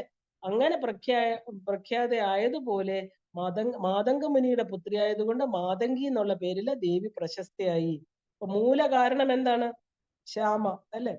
അപ്പൊ ശ്യാമള ആയതുകൊണ്ട് ലഘു ശ്യാമ അല്ലെങ്കിൽ ശ്യാമള എന്ന പേരും ദേവിക്കുണ്ട്. അപ്പൊ മാതംഗ മുനിയുടെ കോടിക്കണക്കിന് സുന്ദരിമാരായിരിക്കുന്ന പുത്രിമാരും ലഘുശ്യാമ, മഹാശ്യാമ, മാതംഗി തുടങ്ങിയിട്ടുള്ള വൃന്ദങ്ങളും ശക്തിയുടെ പ്രതീകങ്ങളാണ്. പ്രിയ അല്ലെ, കദംബ പ്രിയ എന്നൊക്കെ അനേകം പേരുണ്ട്. അപ്പൊ മന്ത്രിണി ദേവിയെ സേവിക്കുന്നവരെല്ലാം തന്നെ മന്ത്രിണി ദേവിയെ പോലെ തന്നെ അതിസുന്ദരികളാണ്. മന്ത്രിണി ദേവി രാജമാതംഗി, രാജശ്യാമള, മഹാശ്യാമള എന്നിങ്ങനെ മാതംഗി ദേവി ലഘുമാതംഗി, ലഘുശ്യാമള എന്നും അറിയപ്പെടുന്നു. ഒരേ ആള് തന്നെ പല പേരുകളിൽ അറിയപ്പെടുന്നുണ്ട്. അപ്പൊ മാതംഗി ദേവിയുടെ ഇനി അടുത്ത പേരെന്താ? ഉച്ഛിഷ്ട ചണ്ഡാലി. അവിടെയാണ് ഒരുപാട് തത്വങ്ങൾ വരുന്നത്. കാരണം അമ്മയ്ക്ക് വേറൊരു പേരുണ്ട്. ഉച്ഛിഷ്ട ചണ്ഡാലി രൂപത്തില് ഉള്ള ഉൽപ്പത്തിയെ കുറിച്ച് പ്രചരിച്ചിരിക്കുന്ന ഒരു കഥ. കാരണം ഇത് നമ്മുടെ പരമ്പരയിൽ തന്നെ ഉച്ഛിഷ്ട ചണ്ഡാലി മന്ത്രമുണ്ട്. ശ്യാമാദേവിയെ ഉച്ഛിഷ്ട ചണ്ഡാലിയായിട്ട് ആരാധിക്കുന്നുമുണ്ട്. കാരണം അതിന്റെ മന്ത്രം മാത്രം വേറെയാണെന്നുള്ളതേ ഉള്ളൂ. അപ്പൊ അതിന്റെ കഥ എന്താണ്? കൈലാസത്തിലെ ശിവഭഗവാന്റെ മടിയിൽ ഇരുന്നരുളുന്ന ദേവി ഒരിക്കലെ ഭർത്താവിനോട് പറഞ്ഞു, അല്ലയോ ദേവ, അങ്ങ് എനിക്ക് വേണ്ടി എന്തും ചെയ്തു തരുവാൻ സന്നദ്ധനാണെന്ന് എനിക്കറിയാം. എനിക്കിപ്പോൾ ഒരു ആഗ്രഹമുണ്ട്, തോന്നുകയാണ്. വളരെ നാളുകളായിട്ട് ഞാൻ മാതാപിതാക്കന്മാരെ ദർശിച്ചിട്ട് അവരെ ഒന്ന് കണ്ടാൽ കൊള്ളാമെന്ന് എനിക്ക് മോഹം തോന്നുന്നു. അങ്ങ് ദയവായി എന്നെ അനുഗ്രഹിക്കണമെന്ന് പറയുകയാണ്. ആരാ ചോദിക്കുന്നത്? സതീദേവി. അപ്പൊ ശിവൻ പറഞ്ഞു, ദേവി ഭവതിയെ പിരിയുവാൻ ഞാൻ തികച്ചും വിമുഖനാണ്. എങ്കിലും ഭവതി ഗൃഹത്തിലേക്ക് പോണമെന്ന് പറഞ്ഞതുകൊണ്ട് മാത്രം, ആവശ്യപ്പെട്ടത് കൊണ്ട് മാത്രം പൊയ്ക്കൊള്ളുക. മാതാപിതാക്കളെ കണ്ട് ഏതാനും ദിവസത്തിനകം തിരിച്ചെത്തണം. അതല്ലെങ്കിൽ ഭവതിയെ കൂട്ടിക്കൊണ്ടുവരാൻ ഞാൻ അവിടേക്ക് വരാം. അപ്പൊ ഭർത്താവിന്റെ അനുമതിയോടുകൂടി പാർവതി ദേവി മാതാപിതാക്കളായിരിക്കുന്ന ഹിമവാന്റെയും മേനാദേവിയുടെയും സവിധത്തിലെത്തി. മാതൃവാത്സല്യം നുകർന്ന് ദേവി ശിവന് നൽകിയ വാക്കുകൾ മറന്ന് ദീർഘനാളുകൾ അവിടെ താമസിച്ചു എന്നാ പറയുന്നത്. സതീദേവി എന്ന് പറയുന്നത് പാർവതിയുടെ പൂർവ്വജന്മത്തിലെ നാമമാണ്. അപ്പോ അങ്ങനെ കുറെ നാളുകൾ അവിടെ താമസിച്ചു. തന്റെ ഭർത്താവിന്റെ അടുത്ത് തിരിച്ചു പോവാൻ കുറച്ച് വൈമുഖ്യം കാണിച്ച് അവിടെ നിന്നു. ഒടുവില് പരമശിവൻ ഒരു ആഭരണ വ്യാപാരിയുടെ വേഷത്തില് ഹിമവാന്റെ കൊട്ടാരത്തിലെത്തിയെന്നും ദേവി വ്യാപാരിയോട് ഏതാനും ആഭരണങ്ങൾ വാങ്ങിയെന്നും വിലയായിട്ട് എന്ത് തരണം എന്ന് ചോദിച്ചപ്പോ പാർവതി ദേവി വ്യാപാരിയോട് ചോദിച്ചു, തനിക്ക് ദേവിയുമായിട്ട് സഹവസിക്കാൻ ഒരു അവസരം തന്നാൽ മതിയായിരുന്നു എന്ന് വ്യാപാരി മറുപടി പറഞ്ഞു. ധിക്കാരപൂർവമായിട്ടുള്ള വാക്കുകൾ കേട്ട് ദേവി ആഭരണ വ്യാപാരിയെ ശപിക്കാൻ ഉദ്യമിച്ചു. എന്നാൽ ഇത് തന്നെ പരീക്ഷിക്കാൻ ഭർത്താവായിരിക്കുന്ന പരമേശ്വരൻ തന്നെ വേഷം മാറി എത്തിയതാണെന്ന ക്ഷണനേരത്തിനുള്ളിൽ തന്റെ യോഗശക്തി കൊണ്ട് തിരിച്ചറിഞ്ഞ ദേവി പറഞ്ഞു, ഹേ വ്യാപാരി, ആഗ്രഹം ഞാൻ സാധിപ്പിച്ചു തരുന്നതാണ്. ഇപ്പോഴല്ല, ഏതാനും ദിവസങ്ങൾ കഴിഞ്ഞതിന് ശേഷമാവട്ടെ എന്ന് പറഞ്ഞുവെന്നും വ്യാപാരി സമ്മതിച്ചു. പത്നിയെ പരീക്ഷിക്കാൻ കഴിഞ്ഞ സന്തോഷത്തോടെ ശിവൻ കൈലാസത്തിലേക്ക് മടങ്ങിപ്പോവുകയും ചെയ്തു. കൈലാസത്തിലെ ധ്യാന നിമഗ്നനായിരിക്കുന്ന ശിവന് മുന്നിൽ ശ്രീ പാർവതി ഒരു ചണ്ടാല യുവതിയുടെ രൂപത്തിൽ പ്രത്യക്ഷയായി. ഇപ്പൊ ശ്യാമവർണ്ണ നിറം, അതായത് കറുത്ത നിറത്തോടു കൂടിയവളും കൃശാംഗിയും അതീവ സുന്ദരിയുമായിരിക്കുന്ന ദേവി ചുവപ്പ് നിറമുള്ള വസ്ത്രങ്ങളാണ് ധരിച്ചിരുന്നത്. ദേവി ശിവന് മുന്നിൽ നൃത്തം ചെയ്തു. കൺതുറന്ന ശിവൻ ആ യുവതിയോട് ചോദിച്ചു, നീ ആരാണ്? എന്തിനാണ് ഇവിടെ എത്തിയത്? എന്തുകൊണ്ടാണ് നീ എന്റെ മുന്നിൽ ഈ നൃത്തം ചെയ്യേണ്ട കാര്യം എന്താണെന്നൊക്കെ ചോദിക്കുകയാണ്. അപ്പൊ യുവതി പറഞ്ഞു, ഞാൻ ചണ്ടാള രാജാവിന്റെ പുത്രിയാണ്, ഇവിടെ തപസ് ചെയ്യാൻ ആഗ്രഹിക്കുന്നു. ഇത് കേട്ട് ശിവൻ പറഞ്ഞു, സകല തപസ്സുകളുടെയും ഫലം നൽകുന്നവനാണ് യോഗിയായിരിക്കുന്ന ഞാൻ, അത് നീ മനസ്സിലാക്കുക. അപ്പൊ താൻ രൂപം മാറി ദേവിയെ പരീക്ഷിച്ചതുപോലെ ദേവി തന്നെയും പരീക്ഷിക്കുകയാണെന്ന് മനസ്സിലാക്കിയ ശിവൻ ക്ഷണനേരത്തിനുള്ളിൽ ഒരു ചണ്ടാല യുവാവായിട്ട് മാറുകയും ചണ്ടാല യുവതിയായിരിക്കുന്ന ദേവിയെ ആലിംഗനം ചെയ്യുകയും ചെയ്തു എന്ന കഥ. സുദീർഘമായ പ്രത്യാലിംഗനങ്ങൾക്ക് ശേഷം ദേവി പറഞ്ഞു, ഹേ ഭഗവാനെ, ഈ ചണ്ടാലിനി രൂപം എന്നെന്നും നിലനിൽക്കുന്നതും ഉച്ഛിഷ്ട ചണ്ടാലിനി എന്ന് ഞാൻ അറിയപ്പെടുന്നതുമാകണം. അതിന് അങ്ങനെ അനുഗ്രഹിക്കൂ. ദേവിയുടെ വാക്കുകൾ ശിവൻ സ്വീകരിച്ചു. അന്നു മുതലാണ് പാർവതി ദേവി ഉച്ഛിഷ്ട ചണ്ടാലി എന്നും ഉച്ഛിഷ്ട മാതങ്കിനി എന്നും മാതങ്കി എന്നും അറിയപ്പെട്ടത്. അപ്പൊ ഉച്ഛിഷ്ടം എന്നുള്ളത് എന്താ അർത്ഥം?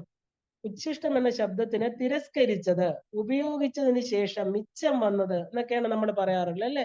ഒരാള് ഭക്ഷണം കഴിച്ചുകൊണ്ടിരിക്കും, എണീറ്റ് പോയി കഴിഞ്ഞാൽ നമ്മൾ പറയാം അത് ഉച്ഛിഷ്ടമാണ്. ഒരിക്കലും ഭക്ഷണത്തിന്റെ മുന്നിൽ നിന്ന് എണീക്കാൻ പാടില്ല. അന്നം ബ്രഹ്മമാണ്. അപ്പൊ നമ്മൾ അങ്ങനെ എണീറ്റ് പോയി കഴിഞ്ഞാൽ നമ്മൾ അതിനെ എന്താ പറയുന്നത്? എച്ചിലാണ്, അല്ലെ? എച്ചിൽ വന്ന് തിരിച്ചു കഴിക്കാൻ പാടില്ല എന്നൊരു ശാസ്ത്രമുണ്ട്. അതുകൊണ്ടാണ് ഭക്ഷണം കഴിക്കുമ്പോൾ ഇനി ദേവേന്ദ്രം വന്ന് നിന്നാലും എണീക്കരുതെന്ന് പറയുന്നത്. ശാപം കിട്ടും. കാരണം ഭക്ഷണത്തിന്റെ മുന്നിൽ ഭക്ഷണം നമ്മളെ ശപിക്കുന്ന പറയുന്നത്. അപ്പോ ഉച്ഛിഷ്ടം എന്ന് പറഞ്ഞാല് തിരസ്കരിച്ചത്, വേണ്ടാന്ന് വെച്ച് എണീറ്റ് പോയത്, ഉപയോഗിച്ചത് എന്നൊക്കെ അർത്ഥം. അപ്പൊ ചണ്ടാലന്മാരാവട്ടെ ആ ഒരു നിലനിന്നിരുന്ന ആ ഒരു വർണ്ണ വ്യവസ്ഥിതിയിൽ ഏറ്റവും താഴേക്കിടയിലുള്ളവരാണ്, അല്ലെ? ചണ്ടാലൻ എന്ന് പറഞ്ഞാൽ ആ ഒരു ശ്വാവിനെ ഭക്ഷിക്കുന്നവൻ, പട്ടിയെ ഭക്ഷിക്കുന്നവൻ എന്നൊക്കെയാണ് അർത്ഥം. അപ്പൊ മൃത്യുവുമായിട്ടും അശുദ്ധമായിട്ടും ബന്ധപ്പെട്ടവരാണ് ചണ്ടാലന്മാര്. നമ്മള് ശ്മശാനങ്ങളില് മൃതദേഹങ്ങള് ദഹിപ്പിക്കാൻ പണ്ട് ചണ്ടാലന്മാരാണ് നിന്നുകൊണ്ടിരുന്നത്, അല്ലെ? അപ്പോ നമുക്കറിയാം നമ്മുടെ കാശിയില് ആ ഒരു എന്താ പറയാ ഒരു ചണ്ടാളനായിട്ട് നിന്ന ഒരു വലിയ രാജാവിനെ കുറിച്ച് നമുക്കറിയാം. എപ്പോഴാണോ നമ്മളൊരു ശ്മശാനത്തില് ഒരു ജോലി ചെയ്യുന്നത്, അപ്പൊ അവരെയെല്ലാം നമ്മൾ ചണ്ടാലന്മാര്, കാരണം ഒരു ഹീന ജാതിയിൽപ്പെട്ടവരെന്ന് പറയാറുണ്ട്. അപ്പോ ആ ഒരു മൃത്യുവുമായിട്ടും അശുദ്ധിയുമായിട്ടും, അല്ലെ? ആ ഒരു മൃതമായ ശരീരം അശുദ്ധമാണ്. നമ്മുടെ എപ്പോഴാണോ ചൈതന്യം നമ്മുടെ ശരീരം വിട്ട് പോകുന്നത് അത് അശുദ്ധമായിട്ട് തീരുന്നു. അപ്പൊ ചണ്ടാളന്മാരെന്ന് പറഞ്ഞാൽ എന്താ? അവര് അശുദ്ധമായിട്ടും മരണവുമായിട്ട് ബന്ധപ്പെട്ടവരെന്ന് നമ്മൾ വെക്കാറുണ്ട്. അപ്പൊ ചണ്ടാലന്മാരുടെ സേവനം ഇല്ലെങ്കിൽ പലപ്പോഴും മറ്റുള്ള വർണ്ണങ്ങളിലുള്ള ജീവിതം അസഹ്യമാവും. ഇവരാണ് നമ്മുടെ ഈ കാക്കകളെ പോലെ എല്ലാം വൃത്തിയാക്കുന്നത്, ഇല്ലേ? അവരാണ് ചണ്ടാലന്മാരാണ് ഓട കഴുകുക, അല്ലെ? നിരത്തുകൾ വൃത്തിയാക്കുക. പണ്ടത്തെ കാലത്ത് ജാതി വർണ്ണ വ്യവസ്ഥയിൽ ചണ്ടാലന്മാരെ കൊണ്ടാണ് ഇതൊക്കെ ചെയ്യിപ്പിച്ചിരുന്നത്. അപ്പൊ അവരെന്താ ചെയ്യുന്നത്? ശരിക്കും പറഞ്ഞാൽ മറ്റുള്ളവരുടെ സുഖത്തിനും സമാധാനത്തിനും വേണ്ടിയിട്ട് അശുദ്ധികൾ നീക്കുക ചെയ്യുന്ന ചണ്ടാള വർഗത്തിന്റെ ധർമ്മം. അവർക്ക് വേണ്ടിയിട്ടല്ല ചെയ്യുന്നത്, അവരുടെ ഉപജീവന മാർഗമായിരിക്കാം, എങ്കിലും മറ്റുള്ളവർക്ക് വേണ്ടിയാണ്. ഇല്ലെങ്കിൽ മറ്റുള്ളവർക്ക് ഇത് എന്താ ഉയർന്ന ജാതി ഒരു ബ്രാഹ്മണൻ പോയി ഓട വൃത്തിയാക്കില്ല, അവൻ പൂജാതി കർമ്മങ്ങളാണ് ചെയ്യുന്നത്. അത് വർണ്ണാശ്രമ വിധികൾക്കനുസരിച്ച് ഓരോരുത്തർക്ക് ഓരോ കർമ്മങ്ങൾ കൊടുത്തിരുന്നു. അപ്പൊ ഈ ചണ്ടാളൻ ചെയ്യുന്നത് എന്താ, അവൻ എന്താ അശുദ്ധികൾ നീക്കുക. ഇപ്പൊ കൊലക്കുറ്റത്തിന് ശിക്ഷിക്കപ്പെടുന്നവരെ വധിക്കുന്നത് ഒക്കെ ഈ ചണ്ടാലന്മാരാണ്. അപ്പൊ അങ്ങനെ ശിവപാർവതിമാരുടെ ചണ്ടാള പ്രധാനമായിരിക്കുന്ന രൂപധാരണം ഒരു മഹത്വത്തിലേക്കുള്ള വാതായനമായിട്ട് നമ്മൾ കാണണം. എന്താ അവര് നമുക്ക് കാണിച്ചു തരുന്നത്? അപ്പോ അശുദ്ധിയായവർക്കും അശുദ്ധരായവർക്കും അവഗണിക്കപ്പെടുന്നവർക്കും വേണ്ടി നിലകൊള്ളുന്ന ദേവതാ സങ്കല്പങ്ങളാണ് ഉച്ഛിഷ്ട മാതങ്കനും ഉച്ഛിഷ്ട മാതങ്കിയും. നമ്മുടെ ആദിപരാശക്തിന്നും ആ ആദിശിവനും നമ്മുടെ അച്ഛനമ്മമാരാണ് ഇല്ലേ. അവർക്ക് അങ്ങനെ ഈ ജാതി മത വർണ്ണ ഭേദങ്ങളൊന്നുമില്ല. ഇപ്പൊ ഹരിചന്ദ്ര മഹാരാജാവ് ആ ചണ്ടാളനായിട്ട് രാജപദവിയിൽ ഇരുന്ന ആള് എല്ലാം നശിച്ചു ഇല്ലേ. മകനെ പാമ്പ് കടിച്ചു. അദ്ദേഹം ആ ഒരു ശ്മശാനത്തില് ആ മൃതദേഹങ്ങൾ കത്തിച്ചുകൊണ്ട് ചണ്ടാളനായിട്ട് കഴിഞ്ഞു. അപ്പൊ അദ്ദേഹം എന്ത് കർമ്മ ചെയ്തു? നമുക്ക് ധനവും ബാക്കിയുള്ള കാര്യങ്ങളൊക്കെ ഉണ്ടായിരിക്കുമ്പോൾ നമ്മൾ ഉയർന്ന പദവിയിലിരിക്കും. ഇതൊക്കെ നഷ്ടപ്പെടുമ്പോൾ ചണ്ടാളന്റെ രൂപത്തില് എന്താ പറയാ അധപ്പതിക്കണം. അപ്പൊ അവരിലും ഈശ്വരനാണുള്ളത്. അവര് ചെയ്യുന്ന കർമ്മം ലോക ഉപകാരാർത്ഥമാണെന്നാണ് ശിവനും പാർവതിയും നമുക്ക് കാണിച്ചു തരുന്നത്. അപ്പോ ഇവര് അശുദ്ധരായവർക്ക് അവഗണിക്കപ്പെടുന്നവർക്ക് വേണ്ടി നിലകൊള്ളുന്ന ഒരു രൂപമാണ് ഉച്ഛിഷ്ട ചണ്ടാലി അല്ലെങ്കിൽ ഉച്ഛിഷ്ട മാതങ്കൻ. അപ്പോ ശങ്കരാചാര്യരെ പരീക്ഷിക്കാൻ ശിവഭഗവാൻ ചണ്ടാല രൂപം എടുത്ത് നമുക്ക് അറിയാം അല്ലെ. ചണ്ടാലു അപ്പൊ എന്താ പറയാ, ചണ്ടാലനാണ് എനിക്ക്, ഇദ്ദേഹം പറയുന്നുണ്ട് അതിന്റെ എന്താ പറയാ മനീഷ പഞ്ചകത്തിൽ അവസാനം പറയുന്നുണ്ട്, ചണ്ടാലനാണ് എനിക്ക് ഗുരുവായിട്ട് വന്ന് മനീഷ മമ എനിക്ക് ദ്വിജനായിട്ട് എന്നെ ഒരു ശരിക്കും ഒരു എന്താ പറയാ ബ്രാഹ്മണനായിട്ട് മാറ്റി എന്റെ ബുദ്ധിയെ പ്രചോദിപ്പിച്ച് ഗുരുതേശ മനീഷ മമ, എന്നെ ഗുരുവായിട്ട് വന്ന് എന്റെ മനീഷ എന്റെ ബുദ്ധിയെ പ്രചോദിപ്പിച്ചത് അല്ലയോ ചണ്ടാള രൂപത്തിൽ വന്ന ഭഗവാനെ അങ്ങല്ലേ എന്ന് ചോദിക്കുന്നുണ്ട്. മനീഷ എന്റെ ബുദ്ധിയെ, എനിക്ക് മറ്റത് എന്താ വിവേചന ബുദ്ധി ദ്വൈത ബുദ്ധി ഉണ്ടായിരുന്നു, അതിനെ മാറ്റിയത് അങ്ങല്ലേ എന്ന് ശിവനോട് ചോദിക്കുന്നുണ്ട് അല്ലെ. ആത്മജ്ഞാനം പകർന്നു തന്നത് ചണ്ടാളനാണ്. അപ്പൊ ദ്വിജനാകട്ടെ ചണ്ടാളനാകട്ടെ അദ്ദേഹം എന്റെ ഗുരുവാണെന്ന് പ്രഖ്യാപിക്കുകയാണ് ശങ്കരാചാര്യ സ്വാമികൾ മനീഷ പഞ്ചകത്തില്. കാരണം ആരാണോ എന്റെ ആത്മജ്ഞാനം എനിക്ക് തരുന്നത് അവരെന്റെ ഗുരുവാണ്. അപ്പൊ അങ്ങനെ ഉച്ഛിഷ്ടമാതങ്കി ഉൽപ്പത്തിയെ കുറിച്ച് ആഗമ രഹസ്യങ്ങളിൽ പരാമർശിച്ചിട്ടുണ്ട്. കാരണം ഗീതാജ്ഞാനം പകർന്നു തരണമെന്ന് അഭ്യർത്ഥിച്ച നാരദനോടും തുമ്പുരുവിനോടും മഹാവിഷ്ണു പറയുന്ന വിധത്തിലാണ് ആ വർണ്ണന പോകുന്നത്. ഒരിക്കല് വിഷ്ണുവും ലക്ഷ്മിയും കൈലാസത്തിൽ എത്തിയെന്നും ലക്ഷ്മി നാരായണന്മാരെ ശിവപാർവതിമാര് യഥോചിതം സൽക്കരിച്ചുവെന്നും 4 പേരും ഒരുമിച്ച് ഭക്ഷണം കഴിക്കവേ നിലത്ത് വീണ ഭക്ഷണ പദാർത്ഥങ്ങളിൽ നിന്ന് ഒരു ദേവത ഉത്ഭവിച്ചുവെന്നും ആ ദേവി ഗൗരി ശങ്കരന്മാരോടും ശ്രീനാരായണന്മാരോടും ഇപ്രകാരം അഭ്യർത്ഥിച്ചുവെന്നും പറയണു. ഹേ ദേവി ദേവന്മാരെ, നിങ്ങളുടെ ഉച്ഛിഷ്ടം ലോകർക്ക് ദിവ്യ പ്രസാദമാണ്. അതുകൊണ്ട് എല്ലാ ഭക്തരും ഉച്ഛിഷ്ട ഭക്ഷകരാണ്. ഈ ഉച്ഛിഷ്ടത്തിന്റെ നാഥനായിരിക്കുവാൻ എന്നെ അനുഗ്രഹിച്ചാലും എന്ന് ദേവി ദേവന്മാര് പറഞ്ഞു. ആ ദേവത ദേവി ദേവന്മാരത് അംഗീകരിച്ചു. അപ്പൊ ശിവൻ പറഞ്ഞു, ഹേ ദേവി, ഏതൊരുവനാണോ ഭഗവതിയുടെ മന്ത്രം ജപിക്കുന്നത് അവന്റെ കർമ്മങ്ങള് ഫലവത്താകും, അവർക്ക് സകലാഭീഷ്ടങ്ങളും സാധിക്കും, ശത്രുനാശം കൈവരും. ഇന്നു മുതൽ നീ ഉച്ഛിഷ്ട മാതങ്കിനി എന്ന പേരിൽ അറിയപ്പെടും. ഉച്ഛിഷ്ട ചണ്ടാലിനിയുടെ ഉപാസന വർണ്ണിക്കുന്ന ഗ്രന്ഥങ്ങൾ ഒരുപാടുണ്ട്. ദേവി അപവിത്രങ്ങള് അല്ലെ താൻ കഴിച്ചതിന്റെ ബാക്കി വരുന്ന ആഹാര പദാർത്ഥങ്ങൾ സമർപ്പിക്കണമെന്ന് പറയുന്നുണ്ട്. ഉച്ഛിഷ്ട ചണ്ടാലിക്ക് നമ്മൾ കഴിച്ചതിന് ശേഷമാണ് ദേവിക്ക് നിവേദിക്കുക. അത് വേറൊരു തരത്തിലുള്ള ഉയർന്ന താന്ത്രിക ഉപാസനാ മാർഗമാണ്. ഉച്ഛിഷ്ട ചണ്ടാലി ഉപാസന ടോട്ടലി ഡിഫറെന്റ് ആണ് മാതങ്കിയിൽ നിന്ന്. ദേവിക്ക് എല്ലാം നമ്മൾ എന്തൊക്കെയാണോ മോശമായിട്ട് നമ്മുടെ പ്രപഞ്ചത്തിൽ കരുതുന്നത് അല്ലെ, നമ്മള് കുറെ കാര്യങ്ങൾ നമ്മുടെ ഡൂസ് ആൻഡ് ഡോൺസ് വെച്ചിട്ടുണ്ട്. അത് തൊടാൻ പാടില്ല, ഇത് തൊടാൻ പാടില്ല, ശുദ്ധം അശുദ്ധം അല്ലെ, കുളിച്ചിട്ട് വന്നാൽ ശുദ്ധം, കുളിക്കാതെ വന്നാൽ അശുദ്ധം. ദേവി ഏറ്റവും മുഷിഞ്ഞ, കാരണം അവിടെ ഒരു സ്ത്രീയെ സംബന്ധിച്ച് ഈ പറഞ്ഞ ആചരിക്കപ്പെടുന്ന പുലവാലായ്മകള് ഗർഭ പ്രസവത്തിന് ശേഷം വരുന്ന കുറച്ച് ദിവസങ്ങളൊക്കെ സ്ത്രീകൾക്ക് പുലവാലായ്മകളുണ്ട് അല്ലെ. പുലവാലായ്മ എന്ന് പറഞ്ഞാൽ പ്രസവത്തിന് ശേഷം ഇത്ര ദിവസം കഴിഞ്ഞ് കുളിച്ച് ശുദ്ധമായ വരാവൂ. ഈവൻ സ്ത്രീകൾക്ക് ആ മെനിസ്ട്രൽ പീരിയഡ്സിലൊക്കെ ഉള്ള അശുദ്ധി, ഇതെല്ലാം തന്നെ ദേവി ഇതെല്ലാമായിട്ട് ഇരിക്കുന്നതായിട്ടാണ് കാണിക്കപ്പെടുന്നത്. കാരണം ഒരു സ്ത്രീ ഒരിക്കലും അശുദ്ധയല്ല. അവൾ എപ്പോഴാണോ അവളുടെ ഉള്ളിൽ ദേവിയെ ഉപാസിക്കുന്നത് അവളുടെ ഗർഭപാത്രം ശുദ്ധമാണ്. ഒരു ജീവനെ പുറത്തു കൊണ്ടുവരുന്ന ഒരു മോൾഡിങ് സ്ഥലമാണത്. അപ്പൊ അവിടെ എങ്ങനെയാ അശുദ്ധമാവുന്നത്? അതിനു വേണ്ടിയിട്ടാണ് അവളുടെ ഗർഭപാത്രം സജ്ജമായിരിക്കുന്നത്. ആ സ്ത്രീ ഒരിക്കലും അശുദ്ധയല്ല. ദേവി ഈ പറഞ്ഞ മോശം വസ്തുക്കളെന്ന് നമ്മൾ കരുതുന്നതിൽ എല്ലാത്തിലും ഈ ഉച്ഛിഷ്ട ചണ്ടാലിക്ക് അങ്ങനത്തെ ദ്രവ്യങ്ങളാണ് നിവേദിക്കുക. കാരണം ഇത് മനസ്സ് അത്രയും ഉയർന്ന ഒരു സാധകന് മാത്രമേ ചെയ്യാൻ സാധിക്കുള്ളൂ. നമ്മള് ഒരു 10 പ്രാവശ്യം കുളിച്ചിട്ടാ പൂജാമുറി കയറുന്ന, കയ്യിൽ എന്തെങ്കിലും ഒരു ഈച്ച വന്നിരുന്ന പിന്നെയും പോയി കുളിക്കും, ഇല്ലെങ്കിൽ കഴുകും. ഇല്ല, ശുദ്ധത്തിന് ഒരുപാട് പ്രാധാന്യം. മനസ്സ് വളരെ മോശവും ശരീര ശുദ്ധത്തിന് പ്രാധാന്യം കൊടുക്കുന്നവരാണ് നമ്മൾ. മനസ്സ് ശുദ്ധമായിരിക്കുന്ന ഒരു വ്യക്തിക്ക് ശരീരത്തിന്റെ അശുദ്ധി ഒന്നും ബാധകമല്ല. ഈവൻ തന്ത്രശാസ്ത്രം എന്താ പറയുന്നത്? ശരീരശുദ്ധിക്ക് പ്രാധാന്യമേ ഇല്ല. ശരീരം എന്ന് പറയുന്നത് അശുദ്ധമാണ്, ജഡമാണ്. അത് ശ്മശാനത്തിൽ കരിച്ചു കളയേണ്ടതാണ്. എന്താ ശുദ്ധമായിരിക്കുന്ന, ശുദ്ധ നിത്യശുദ്ധ മുക്ത സ്വരൂപമായിരിക്കുന്ന അമ്മയുടെ തിരുരൂപം ഇല്ലേ? സാക്ഷാൽ ലളിതാംബിക തന്നെയാണ് ശുദ്ധം. അമ്മയ്ക്ക് അവിടെ അശുദ്ധ ഇല്ല. അമ്മ എന്താ ഈ അശുദ്ധമായിരിക്കുന്ന ക്ഷേത്രം? അമ്മ ഇരിക്കുന്ന ക്ഷേത്രം അശുദ്ധമാവില്ല. ആർക്കാണോ ഒരു സാധകന എന്താ ഉറച്ച വിശ്വാസം ഉള്ളത്, എന്റെ അമ്മ എന്റെ ശരീരത്തിലാണ് ഇരിക്കുന്നത്, അത് വിശ്വാസം ഇല്ലാത്തതുകൊണ്ടാണ് ശുദ്ധങ്ങൾക്ക് ഇത്രയും കൊടുക്കുന്നത് ഇല്ലേ? വെള്ളം എടുക്കുക, 10 പ്രാവശ്യം കഴുകുക, കിണ്ടി കഴുകുക, വിളക്ക് 20 പ്രാവശ്യം കഴുകുക, പടം തുടച്ച് പടത്തിനെ കീറുക, ഇതൊക്കെയാണ് പണി. എന്തുകൊണ്ടാ ഇത്? നമ്മുടെ ശുദ്ധം മുഴുവനും ശരീരത്തിലാണ് വച്ചേക്കുന്നത് അല്ലേ? നമ്മൾ ഉറങ്ങുമ്പോഴും ഉണരുമ്പോഴും നമ്മുടെ ആ ജാഗ്രത സ്വപ്ന സുഷുപ്തി അവസ്ഥകളിലൊക്കെ ഉറങ്ങാതിരിക്കുന്ന ആ ഒരു എന്നും അണയാത്ത നാളം പോലെ, കാറ്റിൽ പെടാത്ത നാളം പോലെ നമ്മുടെ ഉള്ളിലിരിക്കുന്ന ആ മഹാശക്തി ഇരിക്കുന്ന ആ ദേവി, അവിടെ എവിടെയാ നമുക്ക് അശുദ്ധം? എപ്പോഴാണ് നമുക്ക് അശുദ്ധമാവുക? നമ്മൾ പറയും ഉറക്കം, നിദ്ര അല്ലെ, ആലസ്യം എന്നൊക്കെ പറയും. ഉറക്കത്തിൽ എന്താ വരുന്നത്? ഉറക്കത്തിൽ ആരാ നമ്മുടെ എപ്പോഴും ആ 24/7 24 മണിക്കൂറും ദേവിയെ കാണുന്ന ഒരാൾ ഉറക്കത്തിൽ അമ്മയോട് യാത്ര പറഞ്ഞ് അമ്മയുടെ ചിന്താമണി ഗ്രഹത്തിൽ കയറുന്ന ഒരു ജീവന് ശരീരം എങ്ങനെ അശുദ്ധമാവും? ഇല്ലെങ്കിൽ തന്നെ മലമൂത്രങ്ങളുടെ ഒരു ഭണ്ഡാരമാണ് രക്തം, മജ്ജ, മാംസം തുടങ്ങി ഒരു എന്താ പറയാ, ഒരു എന്താ പറയാ, നമ്മുടെ ത്വക്കെന്ന് പറയുന്നതിനെ മഹാ ഇന്ദ്രിയം എന്നാ പറയുന്നത്. അതൊന്ന് മാറ്റിക്കഴിഞ്ഞാൽ എന്താ വരുന്നത്? ഈ നവദ്വാരങ്ങളിൽ കൂടെ ഒക്കെ വരുന്ന ആ ഏറ്റവും മോശപ്പെട്ട വസ്തുക്കൾ ഇല്ലേ? ശരീരം എന്ന് പറയുന്നത് ദുർഗന്ധം വമിക്കുന്ന ഒരു സംഭവമാണ്. ഒരു ദിവസം കുളിച്ചില്ലെങ്കിൽ ഒരാൾക്ക് ഒരാളുടെ അടുത്ത് പോകാൻ പറ്റില്ല. എന്താ കാര്യം? എല്ലാ ദ്വാരങ്ങളിലൂടെയും ആ ഒരു വളരെ മോശപ്പെട്ട ഇല്ലേ, ആ ഒരു സംഭവങ്ങൾ, വിയർപ്പായാലും കണ്ണുനീരായാലും എല്ലാം ഒഴുകുന്ന ഒരു സ്ഥലമാണ് ഈ ശരീരം. അത് അശുദ്ധമാണ്, ശുദ്ധമാക്കാൻ പറ്റില്ല. നമ്മളെപ്പോഴും കുളിച്ച് അതിനെ നല്ല ഭംഗിയായിട്ട് വെക്കുന്നത് എന്താ? ക്ഷേത്രം തുടച്ച് വൃത്തിയാക്കുന്ന പോലെ, നമ്മുടെ ഗർഭഗൃഹം പൂജാമുറി തുടയ്ക്കുന്ന പോലെ നമ്മൾ ഈ ശരീരത്തെ വൃത്തിയാക്കുന്നത് വെറും ബാഹ്യമായിട്ടുള്ളത് മാത്രം. എന്താ നമ്മുടെ ആന്തരിക ശുദ്ധി എന്ന് പറയുന്നത്?